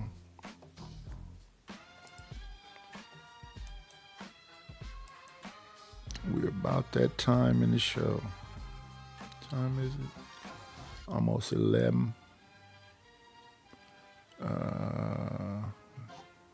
It's the wrong thing. There it is. We looking over here.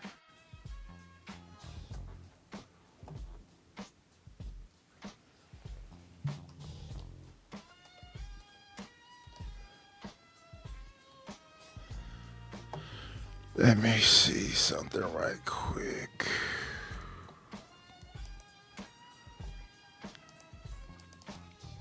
I'll be wearing this thing out.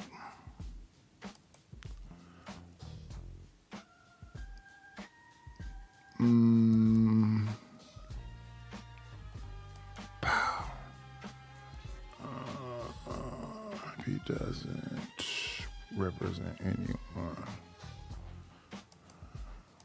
Women keep choosing to have children with black men. No, not black men, meaning every last one of them. They're having children with black men. That's Yes, what they're but- having children. No, Yeah, but every black man didn't walk out. That's a Nearly fallacy. all black women have children with black men. Right, So but I'm not you're- saying you're not you gonna make it make seem this- as though hold black on for men, a second. all of them walked out. Hold on, James. All of them don't need to walk out. The vast majority of them walked out. There has always, since there's been absentee fatherhood in the black community, it's always been a very high rate. It's always So been. Black men have you- did walk out. They did walk out, and they're lying Okay, on so black. let's say that'll be true.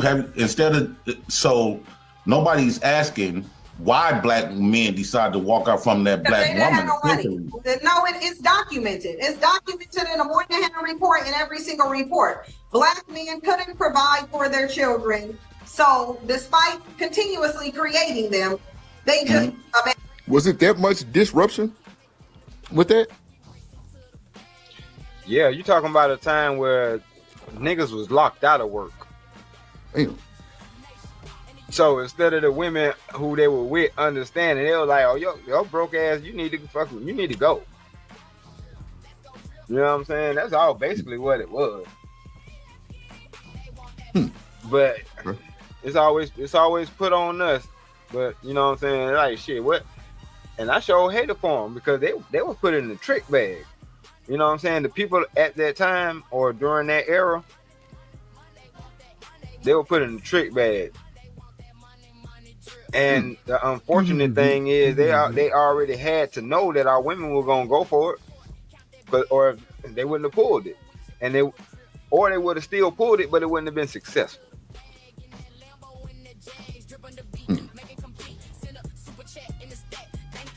Right. What you think, Shanika? It's the typical stuff they say all the time, but it wasn't necessarily exactly like that. But they just keep repeating it. If you keep repeating a lie, it eventually feels like the truth. Come on in. Plan, it's always a dream when players leave. Judge. What's up, Truth? What's up, Nate? How you feeling? I'm alive, man. And people need to be grateful for the fact that they're alive, especially if they're not in excruciating pain and most of their faculties are still functioning. Absolutely. And you, well, you pretty much know a lot of stuff. I want to do a couple shows with you involving like some of the old topics like you used to do. Like you remember when you used to pretty much go through like history and like the stuff that they talk about now. You used to break that stuff down. Like we went over the Willie Lynch letter. We went over what else we went over? We went over the industrial age. We went over a lot of stuff. Yeah. Yeah, I wanna So you want to take like documentaries type stuff from the old school and then have discussions about that? Yes, sir. Your mic is muffled for some reason. I can Yeah, hear you, but you're really low. Yeah, it's I got this retarded what is this Bluetooth thing? If I just speak into my phone, it's gonna sound even worse. Are you talking on the phone right now? Yeah. Okay. Yeah, I don't have my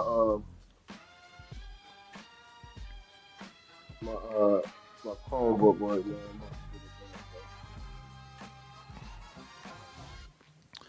Yeah. Do you know how to get a permissions? What's that? So I have access to make your banner, your watermarks, and all the other stuff.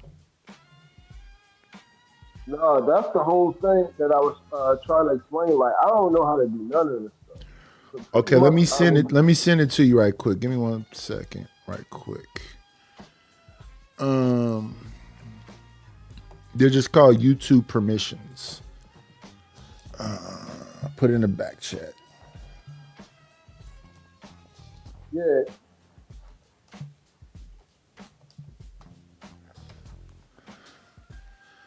How to use channel permissions. This will show you how you can give me access to do the stuff you're asking me to do. Here it is. And then once I put it in, then you can just, cut it off where I won't have access no more. Private chat. No, but see, that's what I was trying to explain. I was trying to explain to you. So, like you said, you have other people you doing work for, right?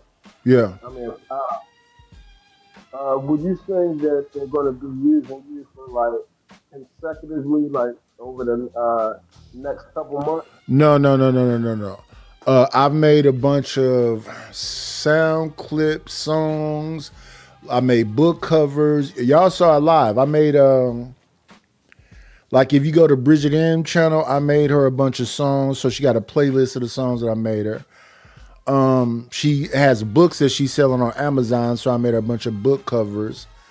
And then she has but she does it too. She's good. I made a intro for what's her name? I made a lot of songs with a lot of people, but Joy is Real. I made an intro for her, but then she went back and did it. It's really nice. I like the way she edits her stuff, but I made music for her. I made an intro for her. I did but I think Joy got it down pretty good now.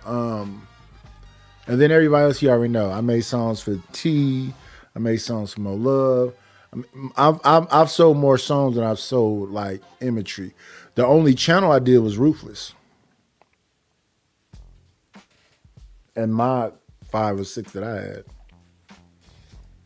But yeah, the link in the private chat, that's how to give permissions to change all that stuff over there. But then on IG, you need to be specific in exactly what you want your banner to look like. That old image I sent you or the stuff that's on Flame or whatever else, you want that to be it. You just got to be specific in what you want. Like if you look in the top, that quarter that says my 2 cents, it's about the imagery that you want. Cause I don't like making stuff that just like, okay, that's cool. I want to make fly shit that people go, yo, yeah, Nighties do this shit. Yeah. I don't TMKC said turn the music down. Okay, give me 1 second.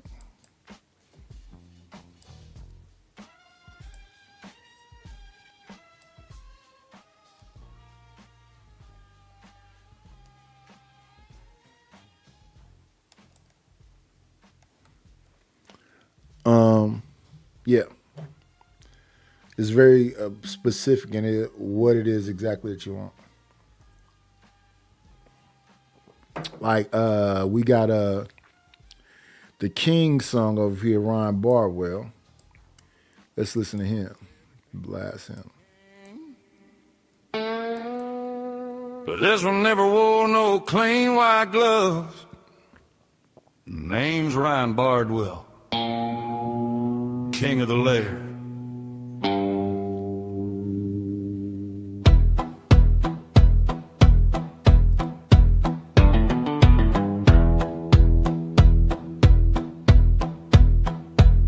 Ryan Bardwell rode through the valley, black horse underneath, old steel hanging from his saddle, gold crown underneath his hat brim deep. Castle sitting on the hillside, outlaws drinking by the fire. Sheriff came looking for the wrong man, never made. And this is Maurice's The Bishop's song.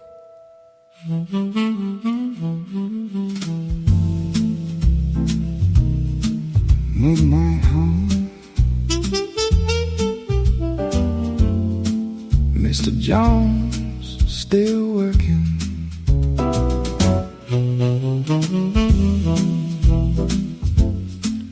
Let's go back to Well, let's they go say back every to the kingdom King needs a song now that the king. King is here. But this one never wore no clean white gloves. Name's Ryan Bardwell, king of the lair.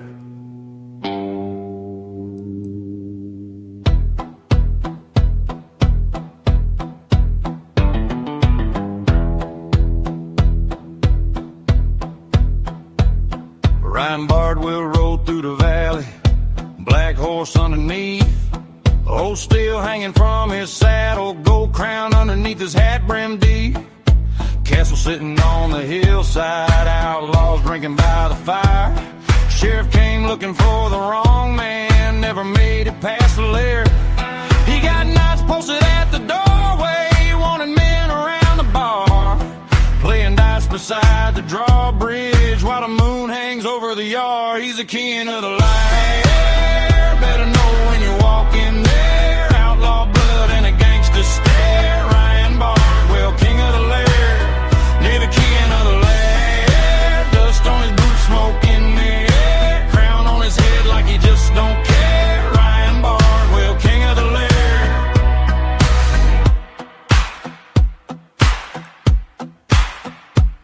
He ain't riding with no posse, that's his army coming through.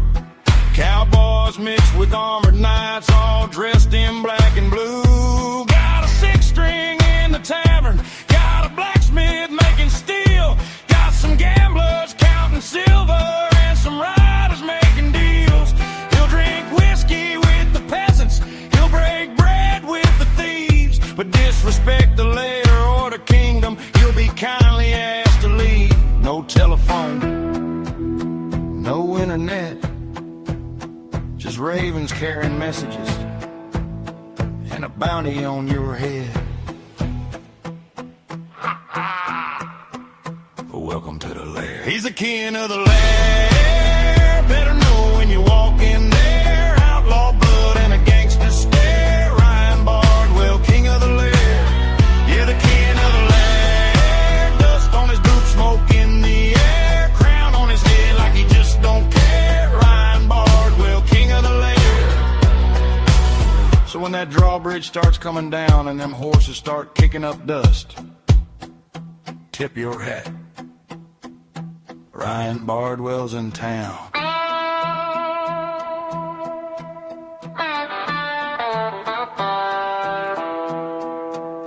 The outlaw,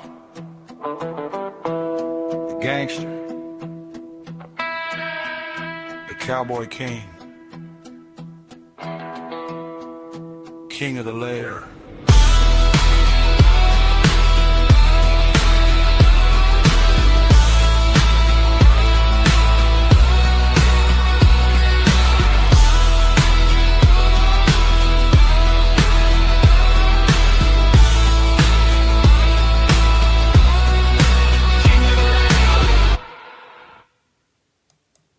Shout out to the king. Yeah. Somebody said, hello, Mr. Jones. Who you talking to, Kim? Said, KC, I don't see Maurice. What's going on, Kwafi? Kwafi came in saying something to TNKC only. He ain't spoke to Truth, to Chat, me. Should we let Kwafi rest in whatever his... Since he didn't acknowledge, you know, the night and everybody else, he just come in and talk to that lady. I'm just saying, y'all, we got to have some decorum over here. I speak to everyone, so reciprocity should be a thing. We won't play that whole song, but that is the whole song. We will play a clip of it when the king comes through because nobody want to listen to a 2-minute song. We're in a day of brevity, so it got to be short. Same thing with Maurice. Maurice does like chauffeuring type of thing at some point, and then he's a person who go picks up bodies. So if you listen to his song After Midnight, you can understand it.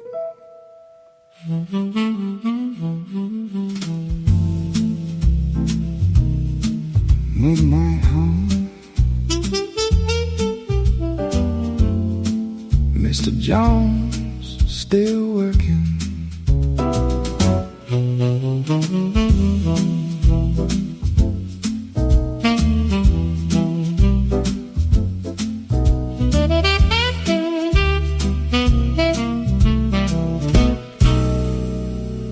Mr. Jones keeps swinging down that after midnight lane.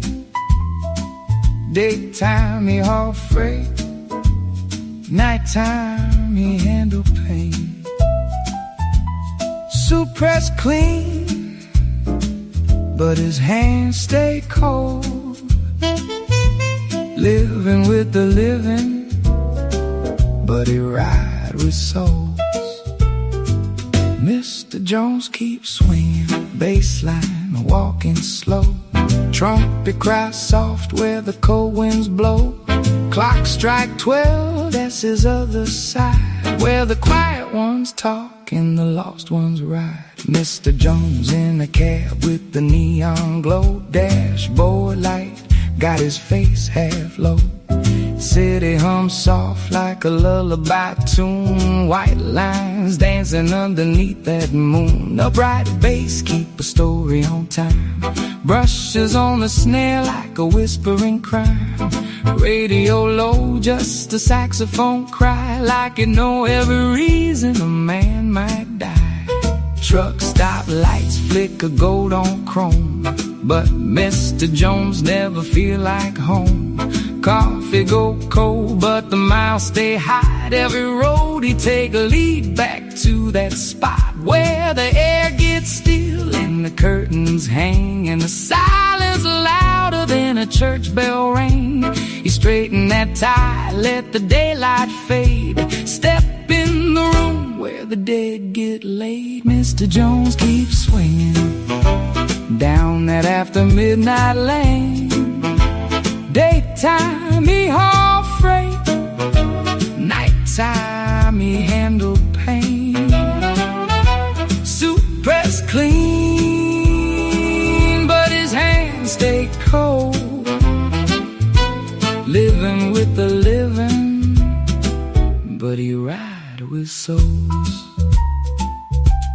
Trumpet hit sharp like a memory sting. Every toe tag got a story to bring. But we won't play the whole songs.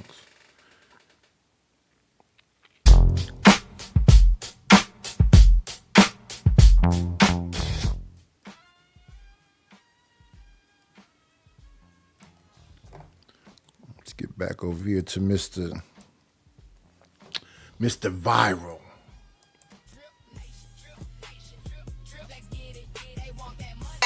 That's why they abandoned them because they couldn't afford to take care of them. If we're going to be honest, the black woman couldn't provide for them neither. They both was a piece of shit. Black women and black men. So don't talk as if the black woman is just something on this. What up, Empress Coleman? How you doing? more. Who does the Bible say is the person? Hold on. Go, my bad, D-Rock.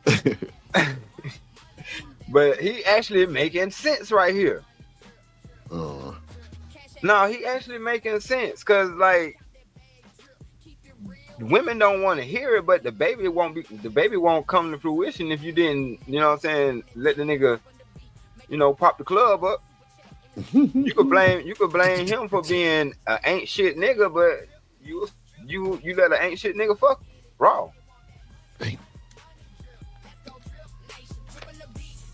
Happens to the best of us, I know, but still, to try to make it, you know what I'm saying, to try to make it seem like, oh, these niggas just be leaving. It don't fucking matter. He had a good point. It don't matter how it happened that nigga ain't in your life. You slept with this nigga and had a baby by this nigga. Don't matter. You know what I'm saying? But that's a hard ass pill to swallow because that shit is like accountability. Well, what about the nigga? The nigga was gonna try to fuck something unsleeved if he could. You supposed to know that. Hey, Juju. Yeah, that's crazy. Shit. Empress comment say, so they were supposed to starve. Hello, Don. Man. What kind of question is that? I guess I think she was talking about what you were saying earlier, because that was an earlier comment. No, I know, but that always goes to the point. Now the babies are here. What you want them to do now? Starve? No. Oh, okay. Nigga don't want them to starve, but I'm just saying. Let me see, Ryan. The last executioner we had. Let me see. Ella Unkman was an executioner. The last executioner was a duel. It was Sporties and Mufasa was dual executioners. One deleted you with the ball with the spikes on it, and the other one had an axe. But yeah, choose whoever you want. Who you want to be your executioner. The person that's consistently over here is No Chaser. No Chaser would be a good executioner. You want No Chaser to be an executioner? Who else? A-Dub. He could be an executioner. That's who I can think of. A-Dub and No Chaser. What up, boss man? It wasn't responsible to have a baby by an irresponsible nigga. Cause now you got to do the shit by yourself. However you got to do it. Yeah, that's a. Ooh, Lord. Man. She said, "How is the baby? How is the baby here?" And it's both their responsibility. She said, "Now the baby is here." But see, that's what I'm saying. The baby here, it's about their responsibility. Yeah. Yeah. Hindsight is 20/20 like a motherfucker. Cause I get all that. Now the baby is here. Now it's a life that needs to be, you know what I'm saying, taken care of. But you ain't think about none of that shit before you gave your box to a deadbeat ass nigga. I'll send it to you, Tradesman. My bad, you're right. So why do I need to think about it now? You say y'all want to focus on shoulda, woulda, could.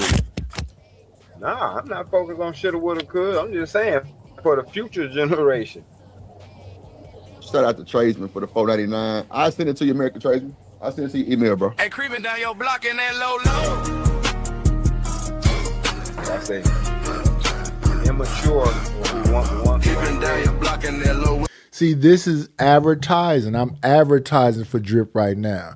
This is Drip, American Tradesman intro. What's good, Drip? Trying to figure out how to get the intro on my channel. Break bread or fake? Oh, I got songs for you.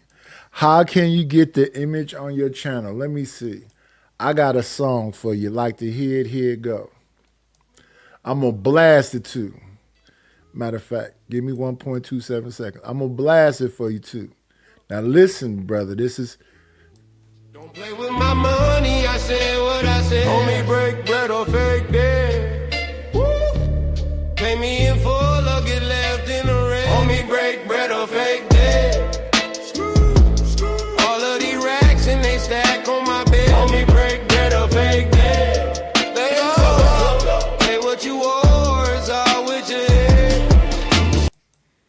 Yeah, that's how you get it on your channel, American Tradesman. Respectfully. Let's put this in the loop and get back to this. I'm advertising Drip's AI stuff. In these streets of LA, Crenshaw, hell, could better check yourself, my guy. American Tradesman pulling up admin when that candy grill with the gold day times, we keep it cracking. We keep it ganky. Sunny days in California, pound tang good. Weed in the states of California, my guy, American Tradesman. Lay down the law in the hood, cause it all good when we slide in your hood. So done this was way, you better check your soul. Hey, hey, hey, let Drip do it.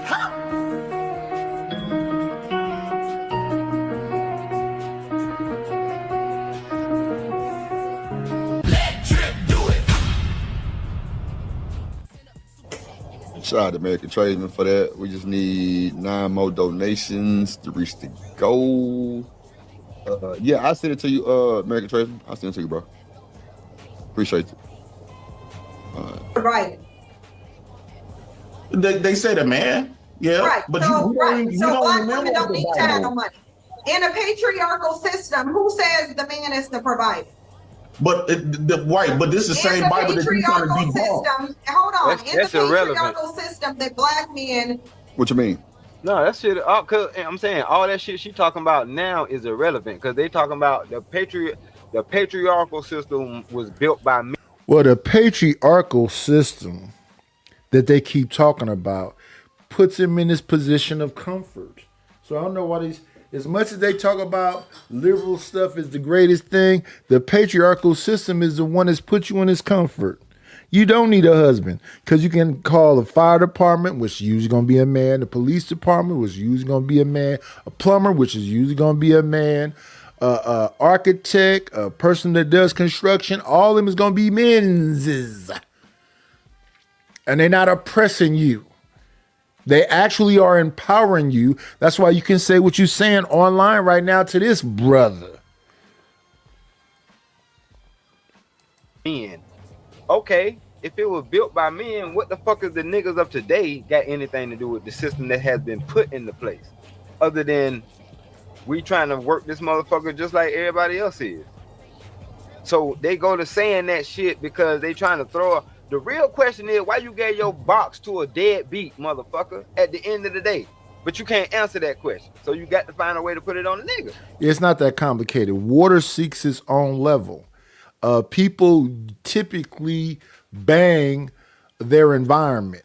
So she came from the hood and whatever else, and she go off to be a nurse and she making good money. She still come from the hood.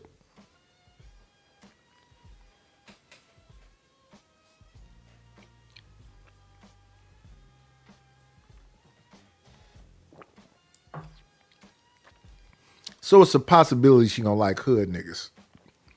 Or the pendulum can swing and she don't want to have nothing to do with the hood or even black dudes. She get a white boy or Mexican or something else. Oops, I made a mistake with my box. I gave my most precious thing to a nigga who ain't even taking care of the seed that came out of it. Really, the joke's on me, but I don't want people to look at me like I'm dumb as hell and made a stupid ass decision. So I'm Well, that's what they do online for the last 4 years I've been here, is saying those exact words verbatim. With that being said, listen, party people, my good group of people that's sitting here with me, I still need the Cash Apps, the PayPals, the Venmos, or the Super Chats. Help a brother out. Let me see. I think the show Ask got $1. Do you got $1? put it off on the nigga. Yeah, he ain't shit. Because that's easier to do. Shout out to Kojak the Great. We say, you know what to do. Yes, sir.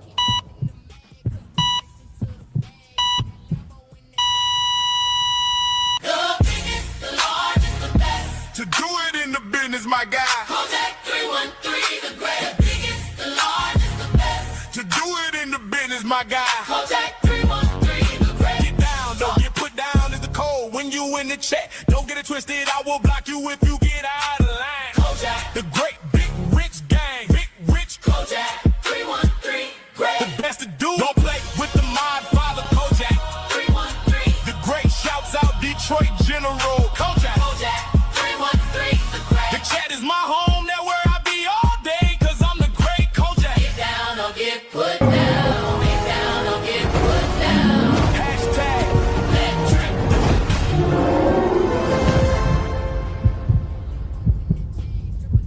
Let drip do it.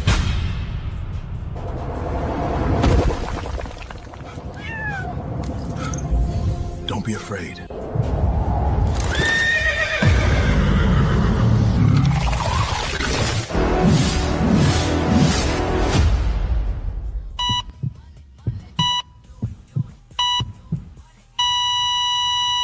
Let drip do it.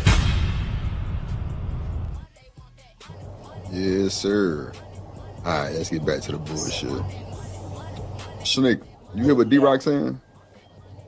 Yeah, I hear what he's saying. I honestly really, I mean, I can't necessarily disagree about the only pushback, I could just say is that, some of these niggas out here just real, convincing, I guess I'll just say that much. I don't know, like, you do have some men that do the most to pretend to be something that they're not, to get somebody's attention, and they will put on a facade for a very, very long time, and they will, be this favorite, like, you know what I'm saying? Like, some niggas go to the extreme to, get.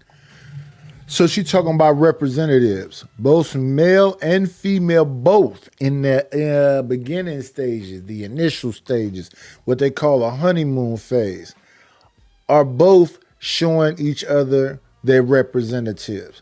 That's in general. Me, I try to be me, period. It ain't no honeymoon phase, I'm acting like this. No, I just be me. Because you're going to leave. You're going to leave because I'm going to be me. Or you're going to be like, I fuck with you. One or the other. But I can't put on no airs. Their box to where it's like, damn, like, you ain't have to do that, but they already know that if they were to be honest, they'd be rejected, and they don't want to face the rejection because they want you to say yes. So instead of just telling you the truth and you saying no, they're going to tell you that they're single when they married, or tell you that they, whatever. They're not being honest with who they are and what they're looking for. And I think that as women, we just have to do better with recognizing that, and also recognizing what we allow, and, just navigate through relationships. Don't nobody want to hear no truth. Let's stop there, though. I can't just walk up to you and say, damn, you kind of fire. I want to fuck. What? That's hella disrespect. Oh, make love? No. You don't even know my name. I get to know it. Especially if the box is fire. You sound crazy than a motherfucker. So you don't like honesty. You want me to say, who knows what the fuck? I don't say lame shit. So when I be over there, they be talking about Nidus, you drying up the room. I'm not trying to get no broad pussy wet for some other dude.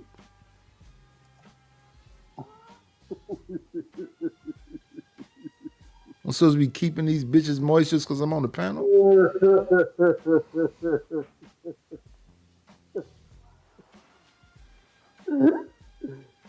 That's funny.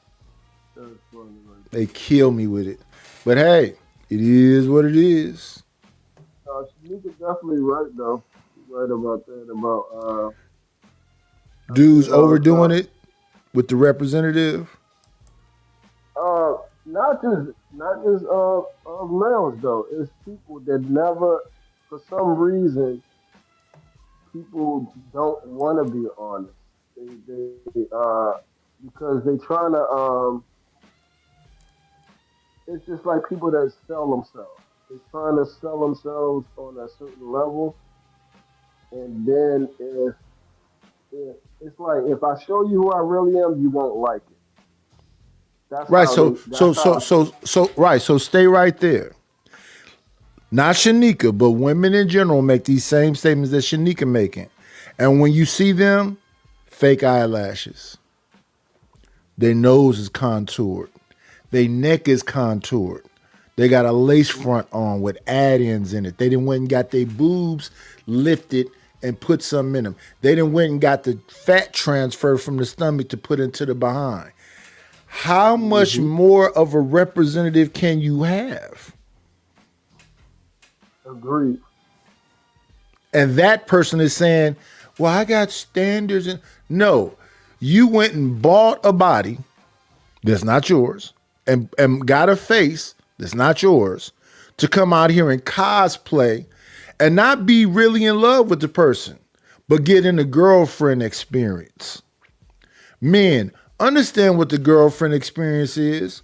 In the dating phase, she at your house picking up stuff, cleaning up stuff, cooking, doing all of this stuff. Some of them, not all. She faking the funk, because the minute y'all get into a committed relationship, she gonna slowly wane away from this and slowly wane away from that. And then have a philosophical conversation with you about their grandmama felt like a slave because she had to do this. And man, fuck all of that. Either we fucking with each other or we are not. And most of these people out here are looking for utility when it comes to women. So nigga, what can you do? How much money you got? Do you know how to fix on this ragged ass house I got? Do you know how to fix on this ragged ass car I got? And you know how to keep these kids off of running my house and doing whatever they gonna do up out of here. They wanna be fucking Claudine in 2026. Come take over all these responsibilities that I'm overwhelmed with. Mm-hmm. Yeah. That's why you gotta, I try to tell people, if you understand who you are, then you'll know what you're not going to accept or put up with. And it makes the things a lot easier. Now, if you don't know who you are, then you're going to accept some stuff because you just want to have something. Right. So a person like you got standards and you know how to articulate exactly what it is that you want.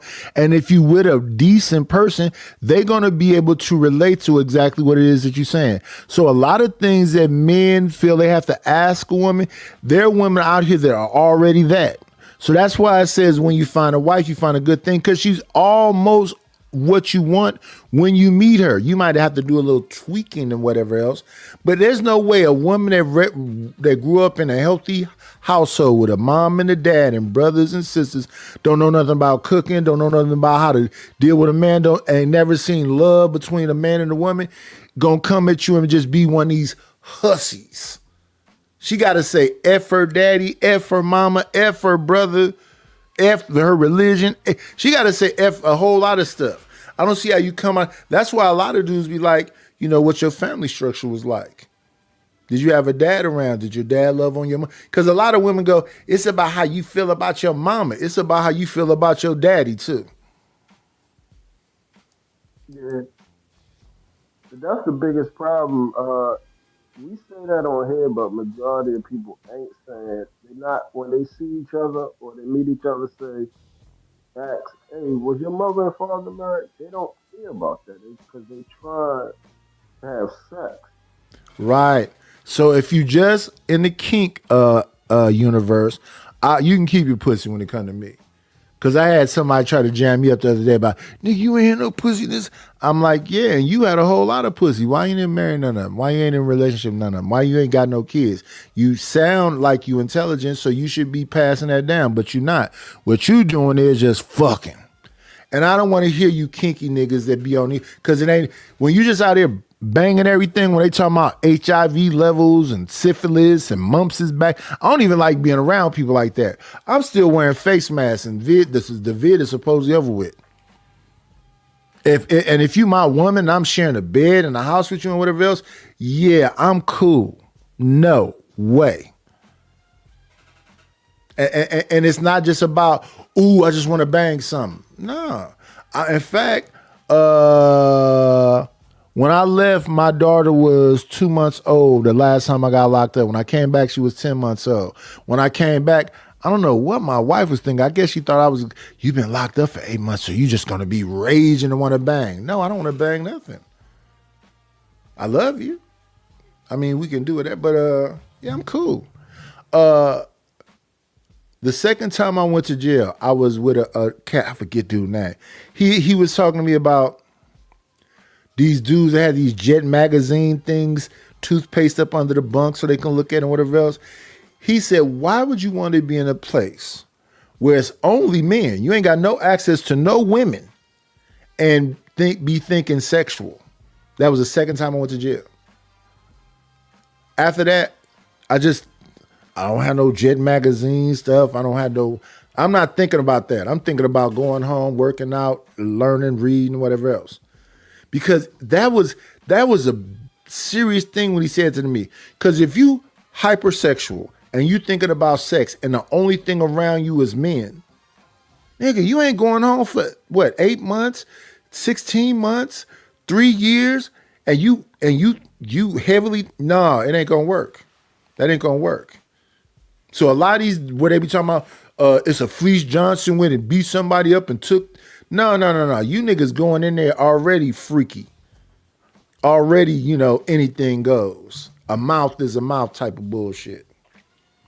Ain't nobody turned you out. And then they call it gay for stay. So now your gay ass come out and you got a girlfriend when you know you really like boys. That's why I say I try to stay away from all of the weirdness. And some of you niggas live there. It ain't a vacation. That's where you want to be. We was looking at a dating show last night on Witch Doctor Show, and most of them niggas had dreads with the tips was dipped in blonde. I understand, you being modern or whatever else, but sometimes it can go overboard. You got something that look like a purse on, you thick in the hips, you got the damn dreads with the dipped in the blonde. Nigga, what is you trying to translate? My father told me I was gay because I got my ear pierced. Not ears, just one ear. Then when I got older, I was like, what? I don't know about all this stuff. Well, this ear mean you this and this ear mean you that. I said, yeah, man, I got my ear pierced when I was like 16 or 17. I wasn't thinking about none of that shit y'all talking about. In fact, I got tatted when I was about the same age too. And the only tattoo I have is my mother's name on my right arm. Again, why are y'all being stingy on the Cash App, the PayPal, the Venmo, or the Super Chat? We only have a goal of $50. So let me see. We got one starer, and that was $5 from Shadow. Shout out to Shadow. And then we got what? Money from No Chaser and Stanley. So listen, y'all, help me reach my little $50 goal. I'm here with y'all. We kicking it. We chopping it up. I appreciate everybody that contributed. Shout out to them 3 people. Shadow, Stanley, and No Chaser. Help me reach my goal, y'all. Let's get back to it. Because, we can't sit here and keep talking about how dumb these niggas is and they keep running game on us left and right. So that's my 2 cents. Oh, yeah, that's who I forgot to say what's up to. What's going on, Solid Snake? Let's give Solid Snake a proper intro. The homie Solid Snake that made it into the Bill Dome. Let me see. Solid Snake, which is a crazy name. But shout out to that brother. Let's go out over here with Solid Snake. Here we go, Solid. I got you, brother. I got you. Let's listen to a little Deucey. He was once a strong man, had a plan, had a glow. Now he's rolling with a bottle and a pack of smokes. Every night he screams at the wall, talking loud to the air. Eyes red, veins pop, but nobody's there. He's lost his way. Used to pray, now he plays too rough. Can't tell if it's love or love, but his body's saying enough's enough. You're about to stroke out. Stop that drinking, stop that shout. You're about to stroke out. Your heart can't take no more doubt. You're smoking, you're drinking, you're screaming. Lord knows what you're thinking. You're about to slow down. Yeah, Solid Snake, I gotta keep it honest with you, brother. That song could be for me as well. It's not just for you, Solid. It's me too. I'll be up here hollering and drinking, but I don't really smoke like that. But yeah, it could be over for me. I'm 56. This is not for me. The song is $20, Solid Snake. Anybody can buy a song. What do you mean you really want it? Wildness. All it is $20 and give me an email and I'll ship the file over to you. Again, let's get back to Jay Prince for President talking to Cynthia G about tomfoolery. What up, Creative Solutions in the building? You say women should stay celibate. What about you, Joe? Yeah, I do agree with that. Like, Yeah, Creative Solution, shut your motherfucking mouth, because if you ever fuck around and slip down here, I'm going to try to get at least a tip in. Give me 1.27 seconds, y'all. We got to celebrate the people that keep the fucking lights on over here. Damn.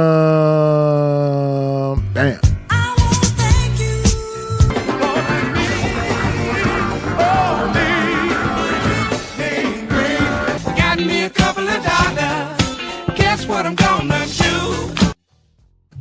Thank you to Ryan Bardwell, the king of the lair, for supporting the channel by the Cash App. He said, for these broke ass racist haters that won't DON. I don't know what that it stopped there. The whole thing didn't get through.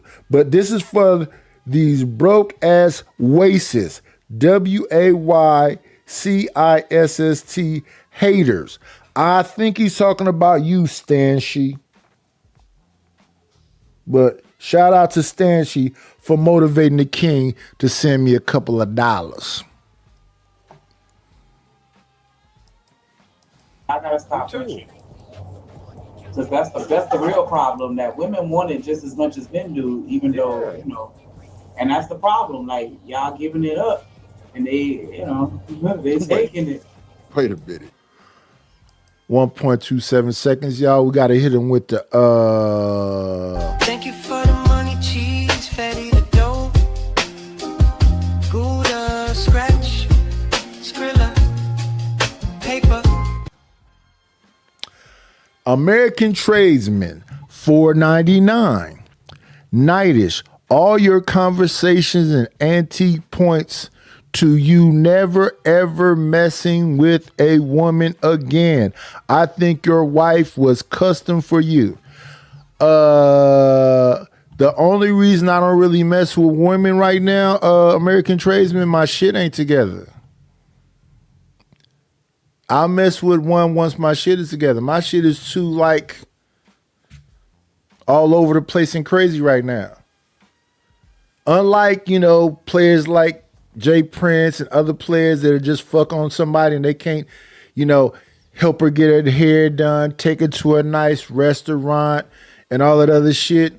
I'm not just trying to, as y'all say, fuck on a bitch. I'm a husband, sir.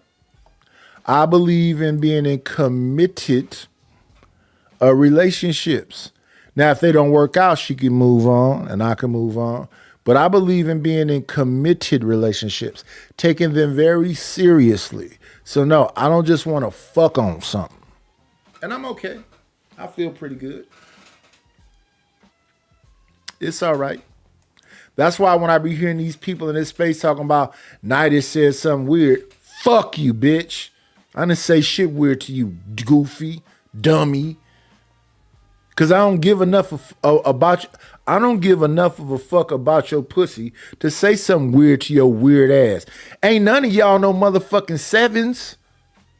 Y'all less than sevens talking to me like I'm fucking desperate or thirsty. Again, fuck your pussy. Y'all giving it up and they taking it. They giving it up. Yeah. They giving it up, and then they giving it up at a time of desperation because they try that sell it. You know what I'm saying? They trying to hold out and all that shit. But man, look, once we become adults, we need to find somebody that we're gonna rock with because we gonna have them urges. That's the whole point of the shit. You know what I'm saying? Because them urges ain't gonna go away. Juju say the dating pool. Oh yeah, and American Tradesman. You said something about I got antique, blah, blah, blah, blah. I don't give a fuck. I'm gonna keep talking like this. And I talk like this to women. In real life. My cousin came to me one day and said, this nigga was at the gas station singing to me and doing all this other shit and da-da-da-da-da. I don't know what the fuck is wrong. These niggas be weird. I said, I told my cousin, my cousin daughter. I said, let me tell you something about just people in general. Cousin, you know, you living pretty good and you always smiling. I don't know if you notice or not, but just you, I'm your cousin, the way I see you, where I interact with you. And not even when it's just I'm by you, when I look over at you because we around, whatever else. You very bubbly and smile and do all this shit. Do you understand how rare that is? You know how many of these motherfucking females run around here angry than a bitch? So a nigga see you smiling, whatever else, he think he got a chance because most women is probably looking at him up and down and like, nigga, why are you talking to me? That's why he's saying to you. That's why you made him feel comfortable. So don't take it like that. And she said, you know what, cousin? I agree with you. And I didn't know how she could not agree with me because most of her homegirls is bitches. She'd be like, why you didn't talk to my homegirl? That's a fucking bitch. I'm not finna smile and green up in somebody's motherfucking face because they got a vagina. Bitch, if you come up here with a funky ass attitude, what I'm most likely gonna do is not talk to you at all, period. Because I don't want to have it back and forth. But if you say some stupid shit to me, it's up. I don't give a fuck who you know, bitch. My wife used to be the same way. Why you don't be talking to me? I don't like them bitches. Do you understand you've explained to me about all these hoes? This bitch is getting her ass whooped, won't lead a nigga. This bitch, do you understand? This bitch got a brother that did something to her daughter. She still, do you understand you explain these bitches to me? I don't even want to be by them. I'm so disgusted by them. But they your partners. And that's another thing. Most people say, I want my married wife to be around a bunch of single bitches. You're, what do they call it when niggas don't feel? I don't give a fuck who the fuck my wife is around. Because that would mean I don't think that what I got going on between her has any legs. It's not strong enough. And my wife was like a community activist. Like all this shit I be talking about I did, I really am doing with her. So when we going and taking kids laptops, I'm with her. When we going and giving kids backpacks with paper and the pencils and ink pens and erasers and pencils, I still got a bunch of that shit to this day. And I done gave a bunch of, listen, we got chalk around this bitch. We got, let me see. And I don't mean that I just got that one. We have, them sheds I showed y'all was full of fucking arts and crafts, bird cages, jewelry boxes, chalk, markers, ink pens, pencils, white paper, colored paper, grid paper. We was going to the schools blessing them. And All them kids recognize my face, recognize my wife's face, and that's don't even have nothing to do with the scouts. Then the shit we did with the scouts where we were selling popcorn and cleaning up the shoreline and cleaning off park benches. Nigga, I'm a real activist for all them years. I'm just not doing that shit no more because you motherfuckers never gave a fuck about it. So when that puss ass nigga was talking all that shit the other day, yes, I'm an old man. Yes, I'm tired. I really don't want to fight. But pussy, if you was in front of me, even if I'm gonna get my ass whooped, I'm gonna try to take your motherfucking jaw off. And I wasn't lying. Every part of you that I touched before you knock me out or shoot me or do whatever else, I'm gonna hurt it, nigga, and I'm punching everything. I'm punching your hips, I'm punching your back, I'm punching your kidneys, I'm punching your elbows, whatever the fuck I can touch. I'm finna let these motherfucking hands go. And I'm not going no motherfucking where, nigga. Like I said to you, and any motherfucker, you gonna have to knock me the fuck out. Cause if it's that, but you bitches don't even fight, you niggas shoot. But shout out to you hoes. And it's been like that my whole motherfucking life.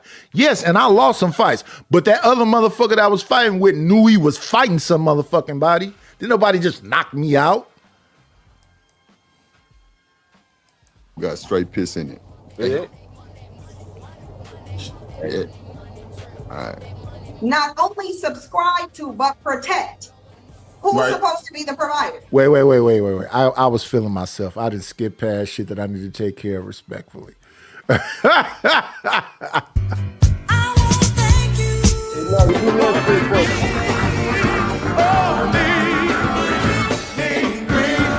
me a couple of dollars. Guess what I'm gonna do? Romello 747 Bankai with the $10 ball said, one doesn't have to behave, I guess. There. Knightish. I don't like when y'all mess with words like this. One doesn't have to behave there, Knightish, together. 90% of my relationships have initiated by women having a sexual attraction towards me. I don't believe none of y'all. 90% of my relationships has been initiated by women having a sexual attraction towards me. Sir, it's natural for men and women to be together. I think you do have to have some kind of attraction about yourself. But sir, I got some partners that don't look good. And they just slowly wore a bitch down. And the woman said herself, the nigga just wore her down. Why? Because he just was consistent and he stayed in her face. And then the other part is, nigga scared of the nigga. So if you think you got to be all this good looking, women love you for things other than your looks. What else do you have to bring to the table? I know women that don't like niggas that's all that cute. They be like, this nigga spend more time in the mirror than me. It's a fact. Yeah. I'm gonna see if you can give me this answer because I don't ask them a whole bunch of people this answer. I mean, this question, and I can't get an answer with this. Why is it that the only time we bring up the Bible or Scripture is when it's time to say what a man ain't doing or what a woman ain't doing, or try to shame a man or a woman? Because people don't have original thought. And the people that bring up the Bible stuff, they think the Bible is a buffet, right? They pick and choose what they want to listen to and regurgitate. They're not living by it. Because if you understand that God is love, wouldn't you want to be love? But these niggas is out here talking about bravado and ego and gangster and toughness. So they damn sure don't believe in no damn Bible. They just pick and choose like a buffet the shit they want to say. they always bringing up Proverbs something to try to, intimidate a woman. They always bringing up the stuff where they say a woman ain't supposed to be a leader, ain't supposed to be a teacher, ain't supposed to be a preacher. They pick and choose the shit where it empowers the men. And then the women will go up in there and pick and choose the shit where it empowers her. So if you supposed to be, like when a bitch try to tell me what the fuck a man is, I'm like, listen, man is not a monolith. And it's some dudes out here that practice that ism. And what that is don't let the bitch run you, period. Now, I come from the city of Oakland. I'm not a player. I am not a pimp. At the same time, I'm not a trick bitch. And I know a bunch of pretty women. So that whole I'm pretty puts you on some other level. No, my aunts, my cousins is all pretty women. I'm not scared and startled because of pretty bitches around me. In fact, some women that be like I said, less than sevens, be real confident and cocky around me. And inside I be laughing, but I be trying to have a conversation with a straight face. But inside I be like, why this bitch think she's so bad? You are not bad. You just average. I was on a panel with Hink one time and somebody was saying, a nigga got this and blah, blah, blah, blah. And I said, oh, well, I'm just average. And he said, I'm not. I say, Hink, cool. I mean, I don't understand why you got upset because I said I'm just average. Because 85% of the population is just average motherfuckers. I don't know why people try to make it seem like everybody's over 6 feet and everybody got to 6 figures. And that shit sounds stupid. We already know that it's a 15% and above the 15% makes $100,000. That's what the 15% does. And when you get down smaller and smaller and smaller, when you start talking about billionaires, that's probably 2%, 3%. Do these dumb motherfuckers know that truth? So when they're not the 15%, and most people are not the 15%, they start talking about the Bible. Because they ain't got the money. They don't look all that good. They ain't got their shit together. So they try to make it scripture. Listen, when you go into the Bible, like it's a buffet, and pull out all the parts you can say to a woman to make her fuck with your bum ass, leave that bum ass nigga alone is quoting in Bible scripture to you. The fact that you fuck that bum because you know how to wear a suit and lie and sit up in church on Sunday, that's a you thing. That nigga don't got no spirituality or God in him at all. He just trying to come up on a religious pussy, respectfully. No, honest, real shit. Thank you for the money. Cheese, Betty, the dough. Buddha, scratch, Skrilla, paper. Romello 747 Bankai with the $5 ball says, I don't chase women, but I'm always around women. Y'all lying. Listen, brother, my grandmother had 13 kids all together with my father. So he has 12 siblings. My father and my uncles and my aunts got a ton of kids.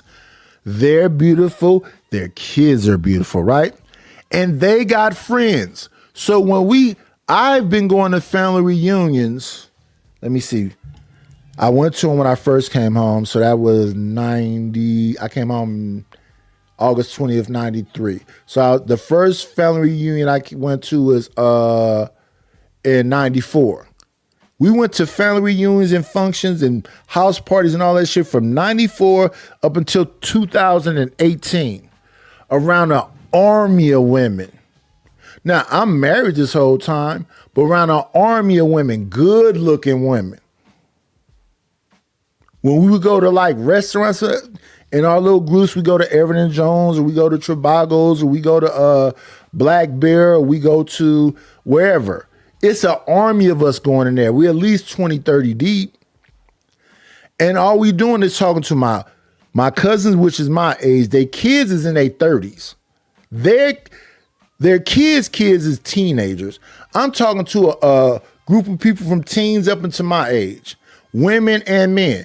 And what most of them women say is they fuck with the people that they know and the mindset that they know. So They mess with motherfuckers from the neighborhood and they mess with average dudes. So when I be online and they be talking about women is hypergamous, they only mess with rich niggas, not none of the women I know. The women I know is messing, because I'm from the hood, mess with hood niggas.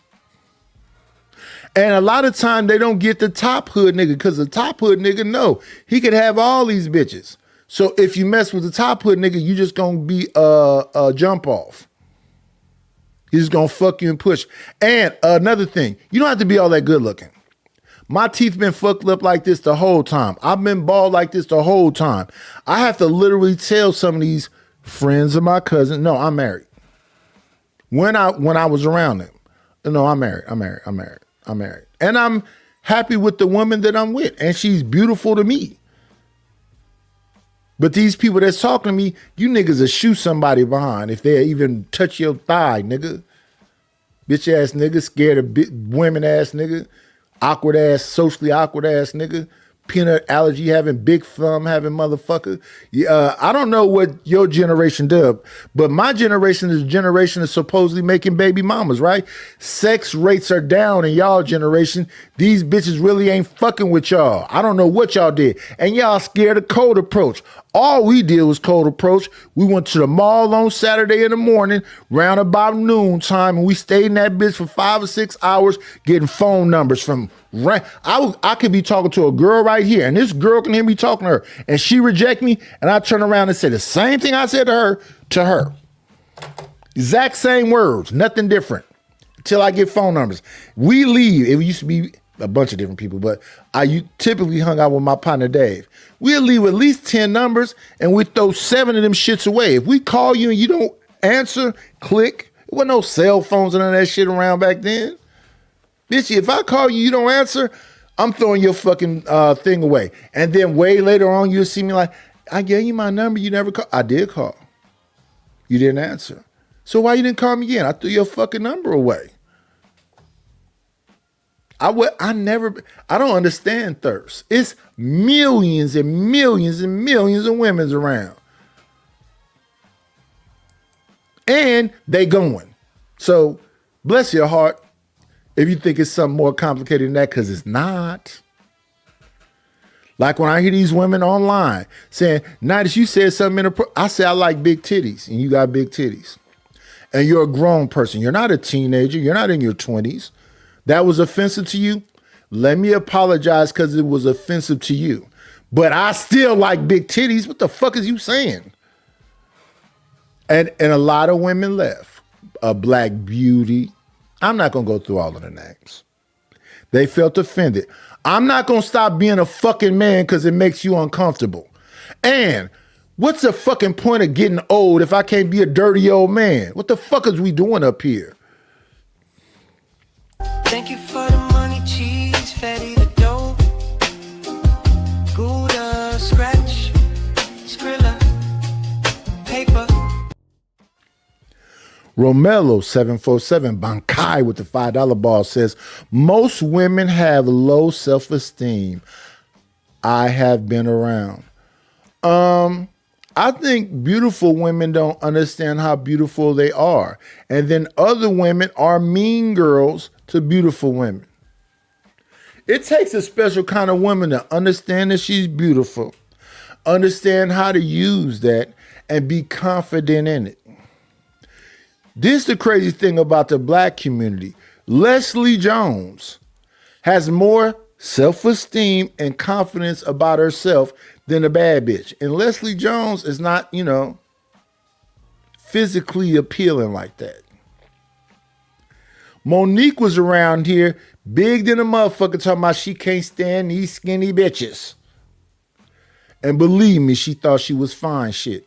And she left that man that followed her around all them years, helped her with a comedy career for that nigga she calling daddy right now that's banging everybody. So women make some interesting decisions. They're not a monolith either. But let me see. Let me count up this money because I think I'm getting closer to my goals. So $5, $10, $20, $30, $30 there. And then over here, we might meet the goals. Well, I got another hour and 17 minutes for y'all. Because I got to do some business, and I'll be back probably after 4. Let me see.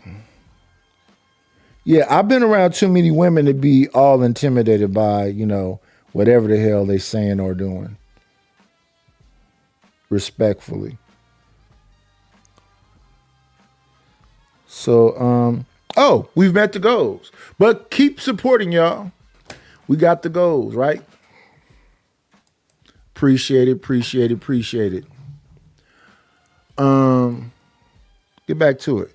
But I don't disagree with you, Romello.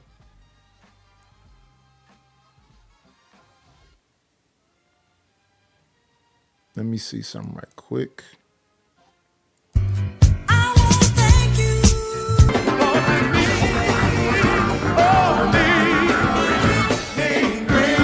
Got me a couple of dollars.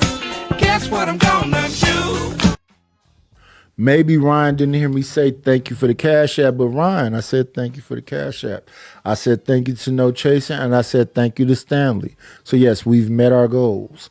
So shout out Stanley, shout out No Chaser, shout out to King Ryan Barwell, shout out Romello 747 Bonkai, shout out to Shadow. Who have I missed? And shout out to American Tradesmen. Yes, I appreciate y'all for helping me reach my goals. But yes, that's what dude tried to say the other day. He sent me some money and I didn't say thank you. Nigga, James Kills come here and sends me $1 on Cash App. I say thank you very much. I appreciate you for supporting the channel. Today, Stanley sent me a Cash App for $1. I said, thank you, Stanley. I appreciate it. You don't have to send me 1 cent. I appreciate anything anybody gives me. And I'm not going to let no motherfucker come over here and lie and say I don't. I make it a point to stop everything down to celebrate the $1 that you send me. Lying motherfucking pieces of shit. Oh, I will say that Bible says the man, but you trying to debunk the Bible. The Bible says the man. Hold on, James. The Bible says the man. The patriarchal system says the man. Not only did the patriarchal system say the man, but they orchestrated a situation where the woman could not be the provider, although Black women, for the most part, was the provider. So one place where you're wrong at is saying Black women weren't the provider. Yes, they were. They were the provider of the children, and they were provider of that Black man who was staying up in that home. Because Black men weren't really they was provider of welfare, yeah. No, they were not. No, they. Living Humphrey said, I never knew Cynthia G was so fine. What? Hey, listen, beauty is in the eye of the beholder. I wish y'all would understand beauty is in the eye of the beholder. Now, people used to say the bang and blah, blah, blah, blah, blah. Let me, I want to get a better position of her face, though.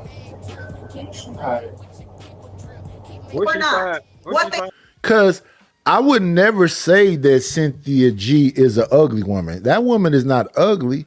She's just elongated. She got the same issue with her that I have a problem with Tiana Taylor about. But I'm positive somebody somewhere, because somebody was cussing me out the other day about how fine Tiana Taylor is. I'm not saying she ugly. I'm saying she's not a fucking 7. They say don't use 6, but a lot of these women y'all be calling fine are 6s. I know they say you have to use 7 because 6 is average. And that's my point. So 6 is average. Lie. Average is 5 and below. If you above 5, you above average. So I'm saying that most of these women I see out here in these YouTube streets and whatever else are 6s. Yes, 6s. And 6 are attractive. She's not an ugly woman. She just has a nasty disposition.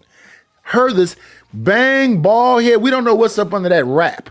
But that is not an unattractive woman. She just has a horrible disposition about her own group of men. I don't have a horrible disposition about my own group of women. I love black women. They my favorite. Well, I messed with one woman. She was El Salvadorian. That's it. But shout out to the shout outs. Some big old boobies. Where she find it? That's 60 in the face. I mean, the necklace make her look all right. Yeah, But I don't know about mean, Never Living Hungry. yeah, she basic. I ain't saying she ugly. Kojak say time yourself out there. I'm glad you said it first, Kojak. I ain't gonna say it. I just don't see it, and I'm like, where your hair at? Like, cause that helps too. I ain't got enough stuff to add in to. Yeah, I don't know about that one, bro. What's going on, Relentless? What we're doing is going from one woman's home to Yeah, her voice and her disposition is a little uncomfortable. I couldn't listen to her for long. But the woman herself, she not that bad looking. And people be on here trying to say that is not a bad looking woman. another woman's home. They weren't just leaving the home. They was going back into somebody else's home, helping them to create some children that they couldn't afford, and they knew they couldn't afford because they just bounced on Tiffany over there who had the kids that they couldn't afford. That's what the reports are saying. I'm not going to believe you. I'm going to believe every report. Where do you think they got the notion from that a black man went to get some milk and never came back? Where do you think that came from? That's a widely known notion that, oh, he just went to get a gallon of milk. Damn. Hold on, but no. Yeah, they said either milk or that wasn't the black man.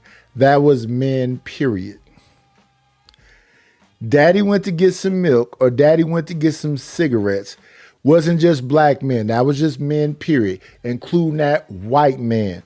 An example of it is when you look at the movie with Eddie Murphy and Richard Pryor called something about Harlem Nights. Remember they sent a bitch at the nigga? They sent sunshine at the white boy? And he called home and told his son, put your mama on the phone. And he said, bitch, I'm never coming back home because he got some of that black monkey. That's a nigga that went and got some milk. That's a nigga that went and got some cigarettes. I already did the documentary about the 70s. I showed y'all watch stats. I showed y'all Ted Lange. I showed y'all Richard Pryor in that thing. I showed y'all James Baldwin. A bunch of people in that time frame when it was happening. A bunch of them dudes came back from the military on drugs. They had PTSD because all of the bombs, seeing people bodies blown in half. They was fucked up. They was on methadone and all that shit. So that's one group of men. Then you had some niggas that was here that didn't go to no war. They just was on the drugs that was here. And back then, the drug of choice was heroin. Now, you got to understand social engineering. Social engineering still applies to this day. If I walk outside of my house, I'm where I'm at, and go to East 14th, it's a liquor store every 5 blocks. It's a church every 10 to 15 blocks. If I walk to East 14th, which is called International Boulevard right now, that's the Blade. It's hoes all down that motherfucker.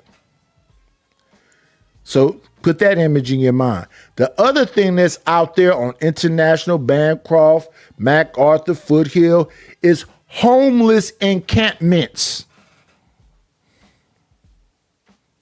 Homeless men, homeless women, homeless children. As long as we keep preaching division, as long as we keep not fucking with each other, you are the author of your own demise. The majority of any group of people, white, Asian, Latino, black, everything else, typically dates within their race. So black men date out at like what they said. I don't know the statistics, but they date out a little bit more than black women. White men want Asian women. Asian women don't fuck with Asian men. So are black women trying to match what Asian women feel? No, because the majority of black women fuck with niggas.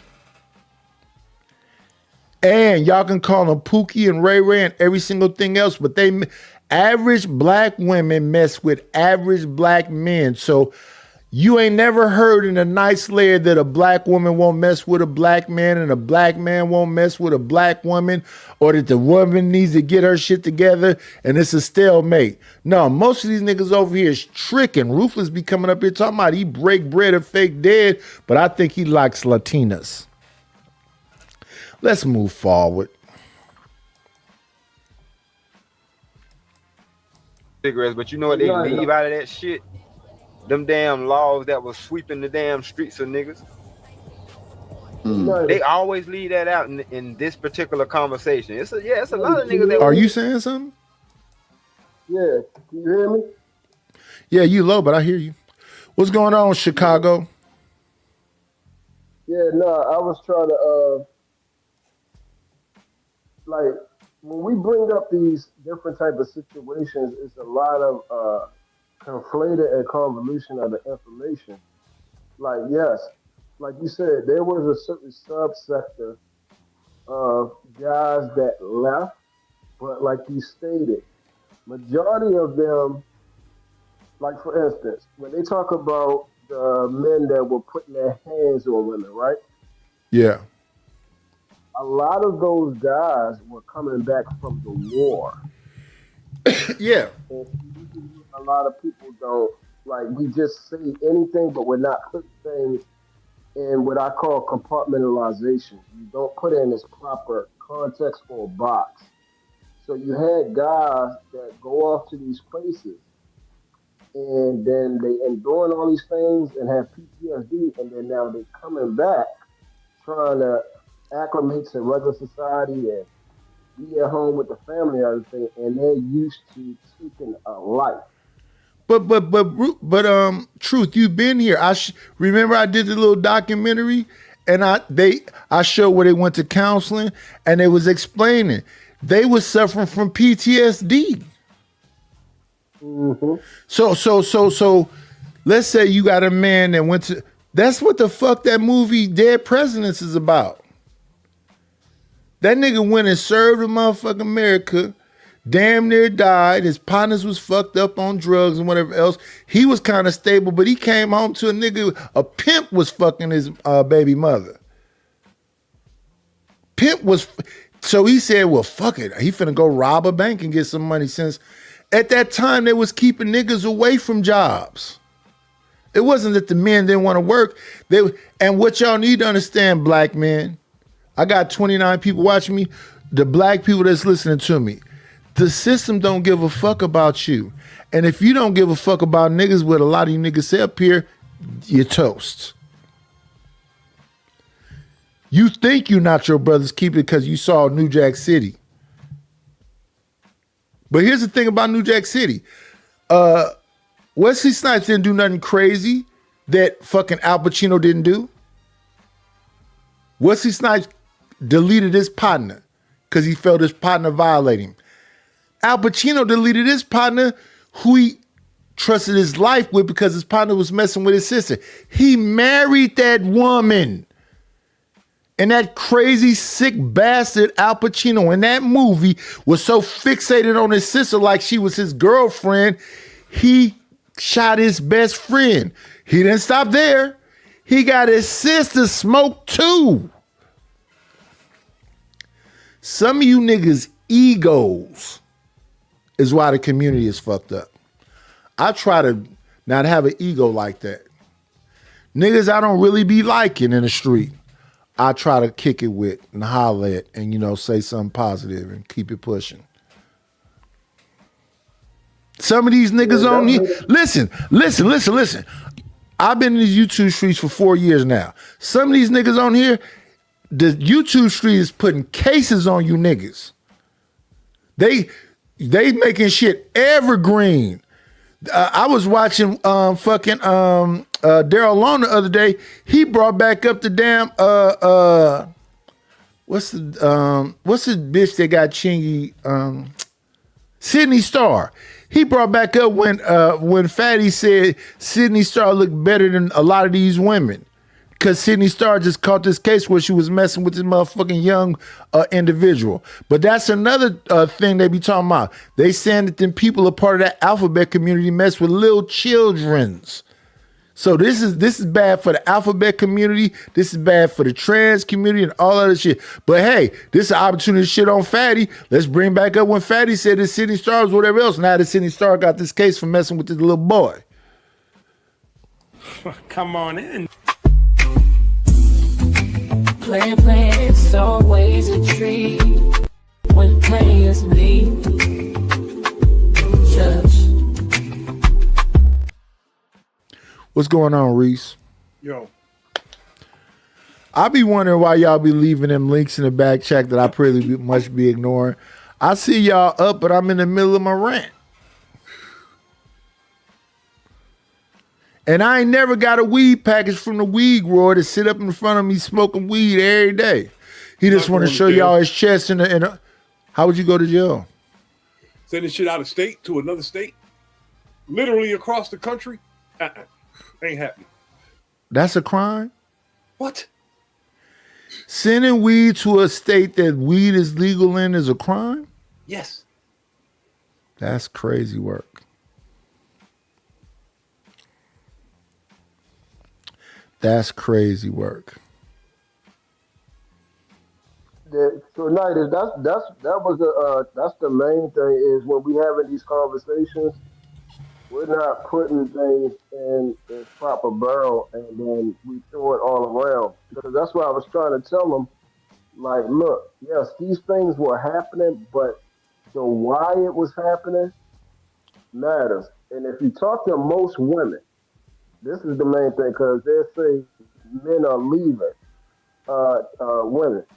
So if you ask most women, you'd be like, hey, did your husband leave you? No, I left him. Did your boyfriend leave you? No, I left him. Have you ever been left? No, wait a minute. Wait a minute, y'all. I see now, Ryan. I see you sent 2 cash apps. I didn't see that second. I thought it was the same one. My fault.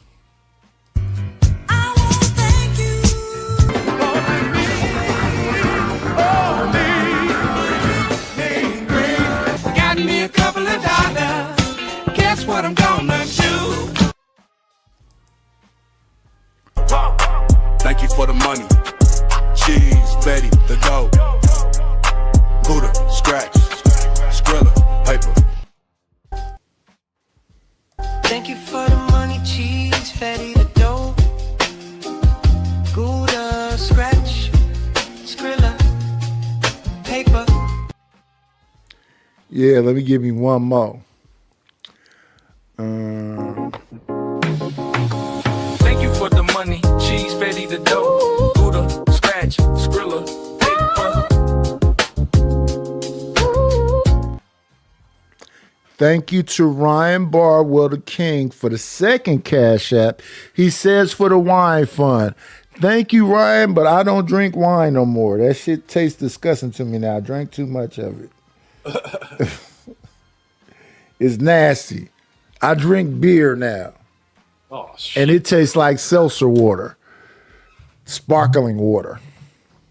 I like it to be real cold. I'm going to find something. Because wine, I've had enough Riesling, enough Sauvignon Blanc, enough Pinot Grigio, enough sangria. I'm cool on the wine. That shit just is, juice that makes you high. I can't do it no more. So no wine for no more, but I appreciate it. I think that was Truth talking. What'd you say, Truth?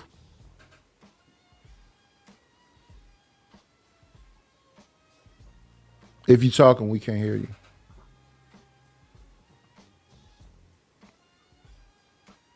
Yeah, Nidus, can you hear me? Yeah, I hear you now. Yeah.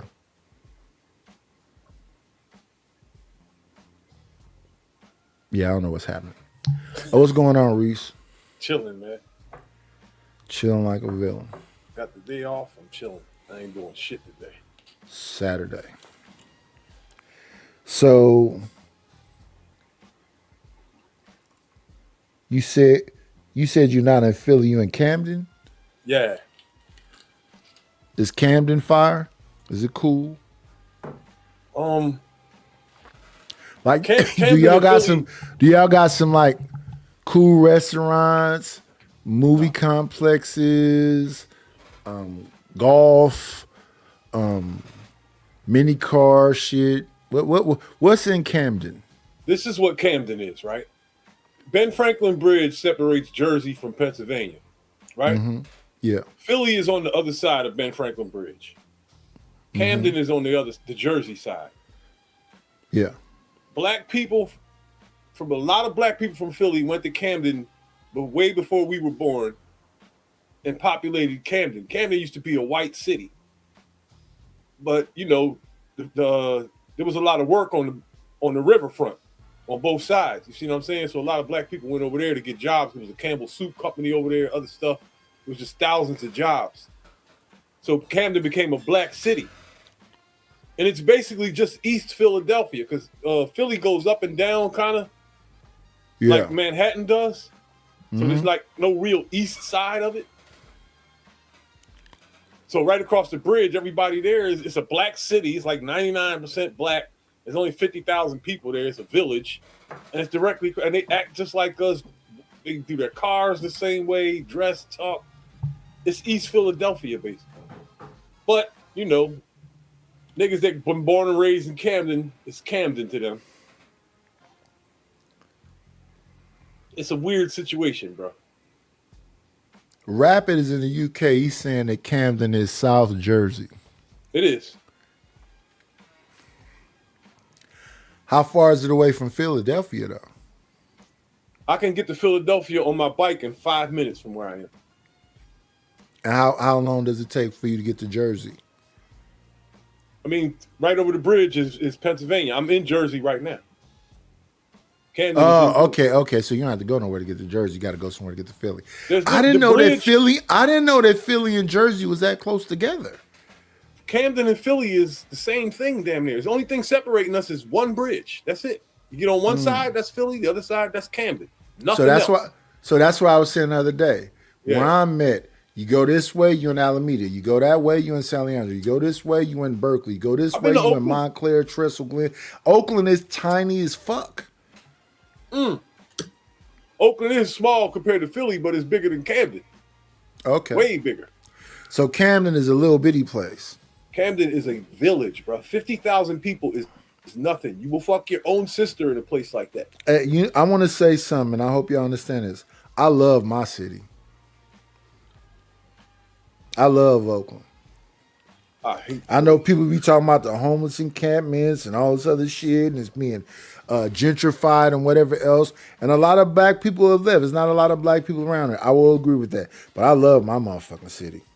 Yo, in I've the been 80s, to Oregon. I've been to Portland. I've been to Gresham.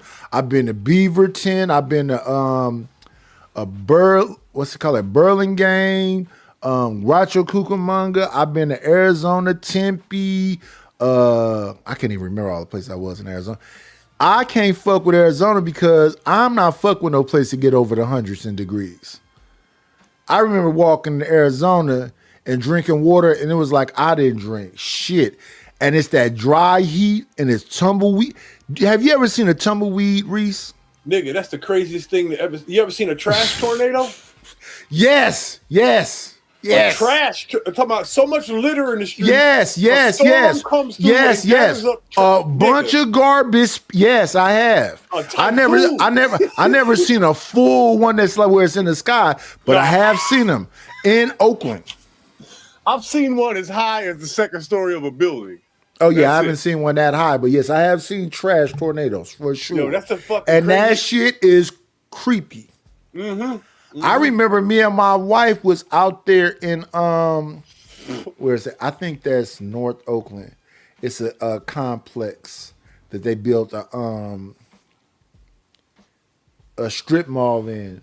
So it's restaurants, it's a multiplex and all this shit. We went into movies, the sky was blue.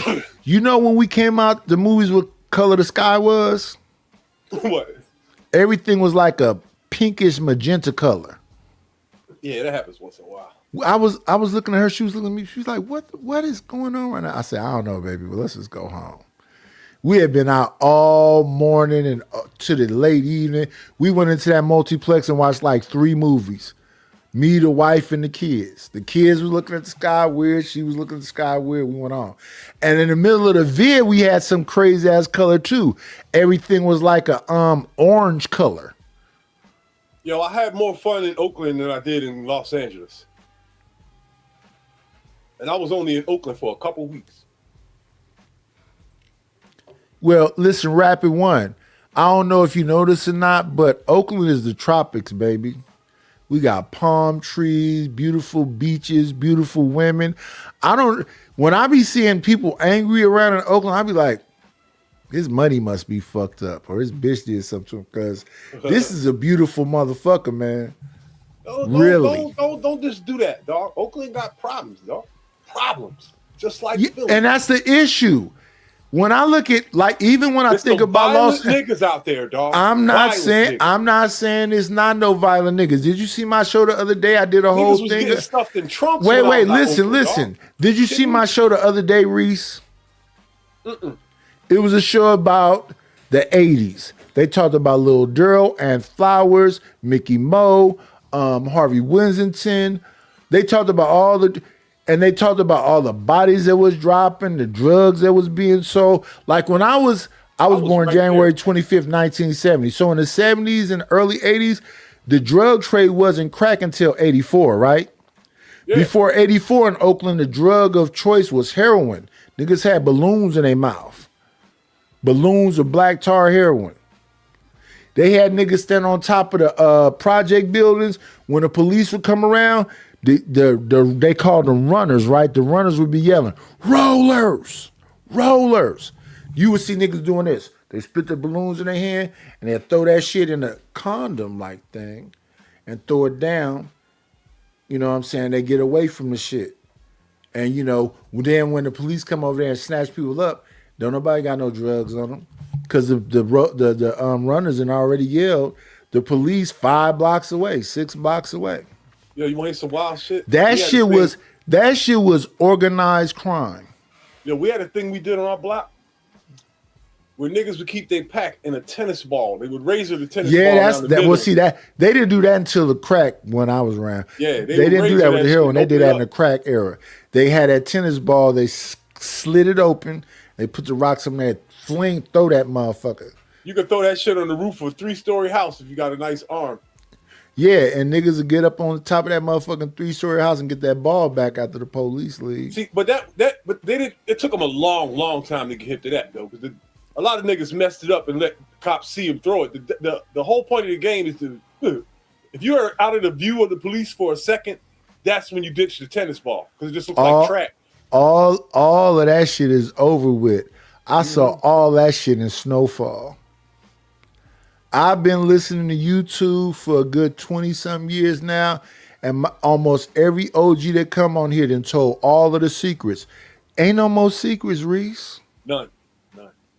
But they were secrets at that time. And here's they were secrets at that time in the 80s, right? Listen, when those things so wait. Give me 1 second. Give me 1 second. Give me 1 second. Let me ask you if you know about this. Do you know what they call the sweep? What? Sweeps. A sweep in Philly is when the whole force comes down and they hit the block at both ends and nobody can go nowhere. Or right. 2 or 3 a blocks. Sweep in Oakland is they rest everybody on the block. And then then the police report sounds like a movie. Player number 1 did this, player number 2 did this, player number 3 did it. So my first case, if you read that damn file, it said player number 1, player number 2, player number 3. They try to hook me up with a shotgun, rocks. He set the shotgun on the curve, close to the curve. He said the rocks over here. He took the money, then he sent you down the street, and the nigga over here stuck the rocks out of this little house. I read that shit. It sounded like a movie script. I didn't do none of that shit they said in that damn police I was in the feds, right? I was with niggas from Philly. Their block got ran down, and over 100 people got arrested in one sweep. 100 fiends. I was sitting with fiends, dog, in the feds that had 10 years because they was in the same room with a quarter ounce of crack and had a prior. You hear what I said? Yeah. Crackheads that didn't have enough money for the public defender's gum. But Reese, what you not acknowledging is that we was living in a time of 3 strikes. Nah. Niggas was getting football. Niggas was, wait 1 second, sir. Niggas was getting football numbers for stealing motherfucking big wheels. They didn't have that here. In Oakland, they damn sure had 3 strikes. Niggas was going to jail getting football numbers 90s, for they was bullshit. Wildin'. No, I was locked up with, oh my God. I was locked up, niggas caught 3 strikes in California and got indicted by the feds while they was locked up for the statement and got shipped to Pennsylvania, dog. So the first time I got looked up, I was in minimum security. I had a fight. Them niggas sent me to, have you ever heard of this kangaroo court? Yeah. That's when you go to court for some shit you did while you was in jail. What they established in kangaroo court for me, that every time after I turned 18, when this shit happened, I come back to jail, I'm in maximum security. I can never go back to minimum security. And then I had a fight in maximum, and motherfuckers put me in the psych ward. Niggas is taking lithium and Thorazine and all this other shit. They screaming. That shit'll make you go crazy, bro. And at that time, that motherfucking song was out. You know that homeless song? La da dee da da da, la da dee da da da, 'cause I'm homeless. They kept playing that shit. I'm like, I don't ever, but I got over it since then. But back then, I could not listen to that motherfucking song, man. That shit was crazy. You never heard that though? Nah.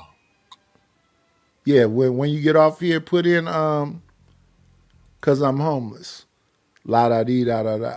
I was like, please don't play.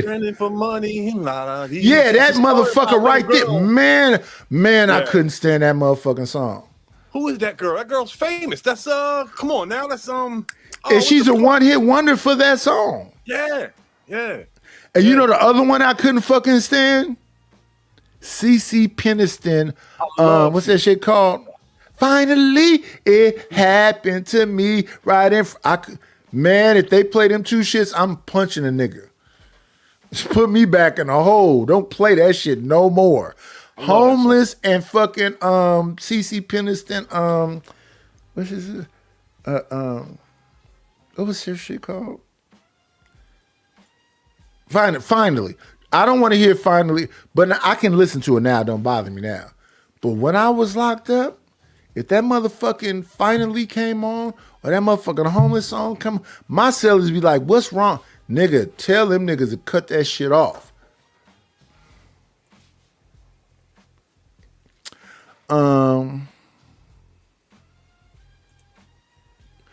They put me in a psych ward because I kept fighting.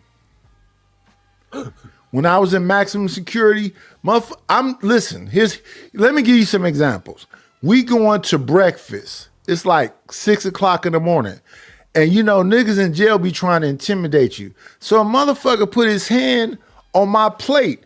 I grabbed that motherfucking tray and slapped that bitch across his motherfucking face with it and kept hitting that bitch until the police came. So that was a strike.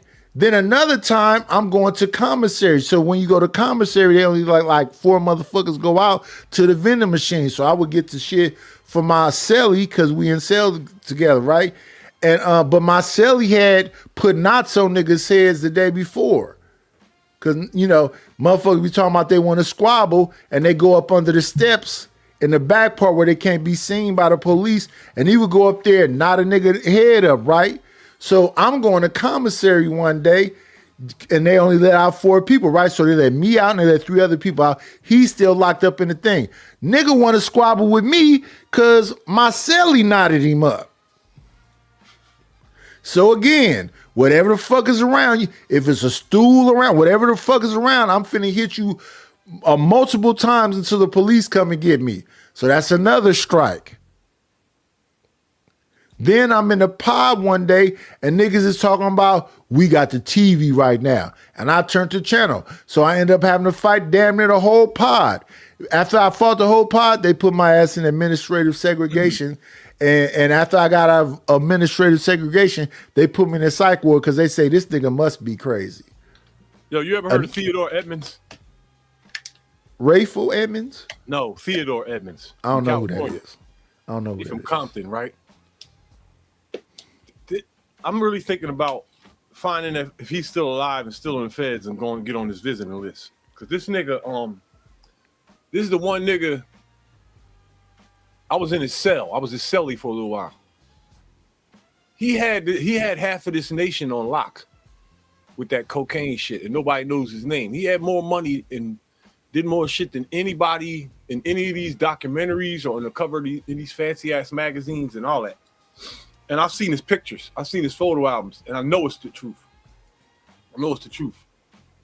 This dude promoted all of rap and R&B concerts, right? In the late 80s and early 90s. And when I was in the cell with him and he showed me his photo albums were stacked up off the floor past my knee on top of each other. He had pictures of every black celebrity, comedian, sports star, anybody who was anybody from the news, whoever, at his home, dog, having dinner at his house on his dick. And nobody knows who he is. Because who he is irrelevant. As long as he had access to money, that's what it is. But his story, like, people been following these stories. Is he rich today? Did he die rich? I think so, yeah. I think he got a lot confiscated from him, like homes and everything. He had a Corniche Rolls Royce. He told me, he said some wild shit to me that I never heard. The only criminal that left clean, you know who that is? Meyer Lansky. What you mean left clean? He never was arrested. He never got shit taken from me. He was the niggas like that. He was That the are millionaires. bookmaker. He was the bookmaker for a bunch of big dudes that was in the gang. I know a lot of dudes like that that are millionaires off real estate now. Never seen the inside of a set. Not a lot. I ain't gonna say that. Not a lot. I only know 2. Yeah. But they do exist. It's a rare thing though. 90% of the people who got in the coke game either got killed, arrested somehow, or just walked away from it. I don't know. A lot of niggas that was out there in the streets when I was younger are still around. I don't know what it is about certain motherfuckers. They just like roaches. They not gonna die. If you run through who's still around and who's gone, And a lot of niggas got a lot of niggas prison saved them. Cause if you got like football numbers in the 80s, you came home in like the early 2000s, them niggas look young than a motherfucker. I don't know what it is about that yellow bar soap in jail. They keep your skin so healthy and clean. Some about prison preserve these niggas. I don't see it, man. All the niggas in my age look their age, man. No, none of them look young like me. Them niggas that did them long bids, they don't. Well, I don't know when Daryl came home, but Daryl looked good for his age. Some people, you know who out here killing it for their age? People like T.K. Kirkland. Yeah, he's 60-something. He look good. And, you know who else? Godfrey. Yeah. Godfrey is a fucking vampire. I'm convinced. Me too. That nigga's not no human. I think Tamron Hall is too. Tamron Hall is still gorgeous, dog. It don't make sense. And Cindy Crawford. That motherfucker Godfrey got a full head of hair, muscle bound. Nobody can tell what age that nigga is. Look at Cindy Crawford. She in her 60s. Cindy Crawford. What's going on, OG Sigma? We got about another 7 minutes, y'all, before we get up out of here. I appreciate all y'all for hanging with me. We had 3 hours and 20 minutes. I'm gonna go up to about 7 more minutes because I got some shit to do. I think I'm gonna be finished with it at 4 o'clock, and then probably whatever after 4, I either jump on somebody else's panel or I'll come back. But I do appreciate the King for coming through and blessing us with all the money. Thank you to. Let me make sure I say thank you to everybody, because unlike other folks, and shout out to them, keep supporting them. There's no reason to stop supporting them. Shout out to Ryan, shout out to No Chaser, shout out to Stanley. I know Romello came through and gave a brother a couple dollars. Shout out to Romello. Shout out to Ryan again in the super chats. Shout out to No Chaser. Shout out to Shadow, American Tradesman, Romello, Ron Barbwell, No Chaser, and Stanley. Shout out to them for supporting the show today. I appreciate it. Yeah, a lot of cats I be seeing, they look pretty good because we all around about the same age. They look youthful, healthy. This is what y'all got to do. And this is some real shit. Get away from the processed foods. You got to have your own gardens. You got to go fish for yourself. And you got to have a relationship with people that have a farm that they're not modifying that meat. And you'll look young for a long time. And drink lots of water. Now, me, I should look like shit because I ain't drank no water today. All I've been drinking is beer and fucking tequila. I keep a gallon on deck. I got a gallon by me too. You big ass gallon of spring water. But I be thinking, I'm like, did I drink any water today? And I be, no, nigga, you been drinking fucking, what is this, beer back to back and fucking shots. So I ain't had no water in me. But I'm not walking around here like Adrian Bronner. That nigga is trying to delete himself on camera. Why you say that? He don't give. Somebody said, what do you like? He say, I like what I like. But if I can't get what I like what I got. So he'll go from drinking Hennessy to tequila to rum. That's a Boilermaker. That's a fucking He was training again. That nigga trained for 2 days, and ever since then, this nigga been eating popsicles and drinking. Damn, yo, I feel bad for that. The dude got mental. It's a fucking walk. He's a fucking walk. Dean the Great need to get the fuck away from Adrian Broner. Adrian Broner's finna delete himself on camera in front of y'all face. He just got another $1 million. The first 30. Listen. A month ago, they got $1 million apiece for their 30 days of going to club streaming. This month, the other day, they just got $2 million. Donations? No, pay from what they got. They're on Zeus Network, they're on Kick, and then they get a bunch of sponsors. Blabber and all the other shit. All over again. Huh? This is basically like the Flavor of Love all over No, again. bigger than that. And now when they go, did you ever see Flavor Flav have engagements? Outside of his roast, no. Right. So these people got, they streaming 24 hours a day. So we looking at them sleep in bed, we looking at them train and all that other shit, right? But then when they go to a club, the club got to pay them to do a walkthrough. Oh, Broner's doing that? Him and Dean agree. Yes. How often they go to the club? Well, right now, since they've been locked in this warehouse, they haven't been going to the club. But that just, after 45 days, this is over with. Yeah, they're supposed to have been locked in the warehouse, not drinking and just training. Now, Dean ain't been drinking. He been training. The other people they got there haven't been drinking. But Adrian Broner won't listen. He won't stay in the damn thing. He's not training. Who's Dean? He's a fighter too? Yeah, but he only had 7 professional fights, though. Okay. Whereas Adrian Broner is a 4-time champion. But the way he won in fights was pick and choosing. You understand what I'm saying? So somebody got a belt that really wasn't whatever, and he went up there and took that belt. So he went through a few different divisions and fought some people that was cool, but they wasn't on his level. The person I would compare to him has been accused of that. Well, it's the truth. But it's the truth. But no, it's the truth. For example, when we look at Devin Haney that they hate on, Devin Haney fought everybody.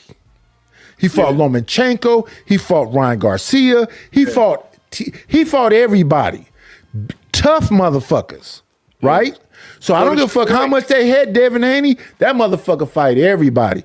And I know that Rolly Romero is a goofy and he be fucking up whatever, but he's another nigga that in faults. He fought Tank. He fought Ryan. He fought Pitbull Cruz. That nigga fought somebody.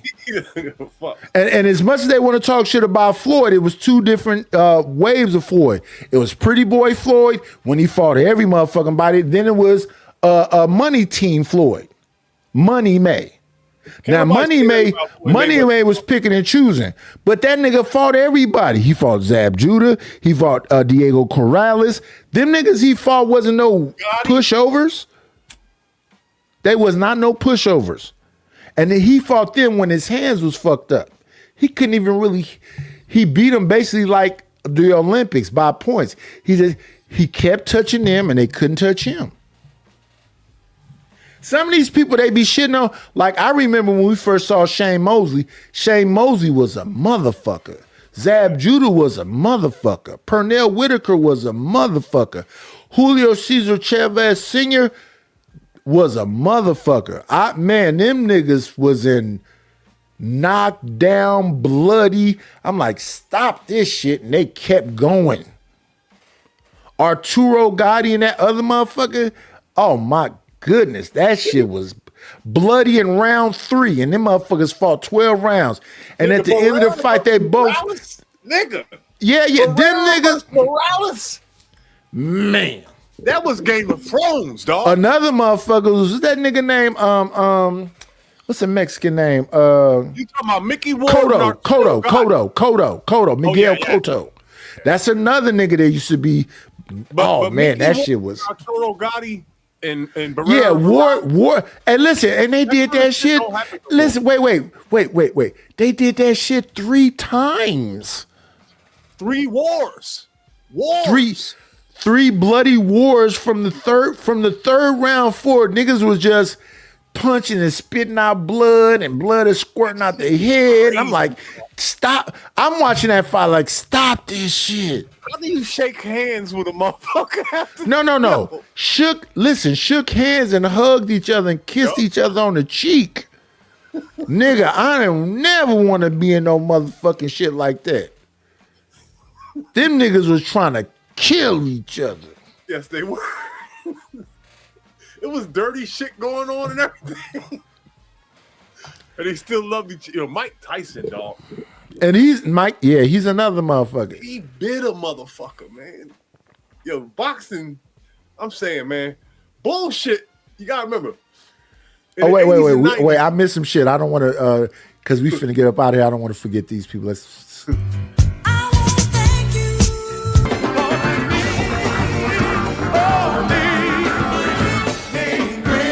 Got me a couple of dollars. Guess what I'm gonna do?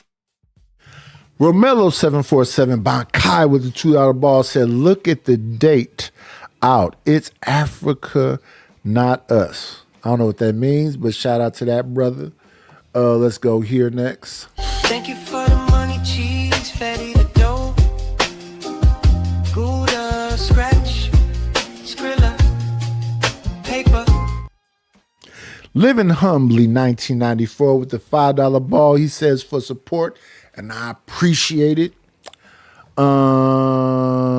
Let's hit him with this one. Thank you for the money, cheese, fatty the dough. Gouda, scratch, Skrilla, paper. The best I can be, $5 ball. I got $1. Shout out to that person. Appreciate it.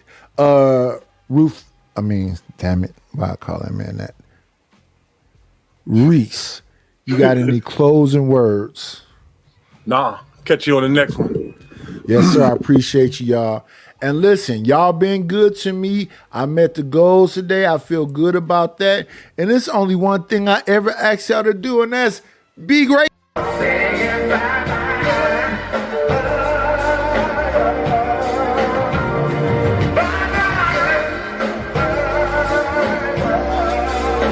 We'll shut this motherfucker down. That's all, folks.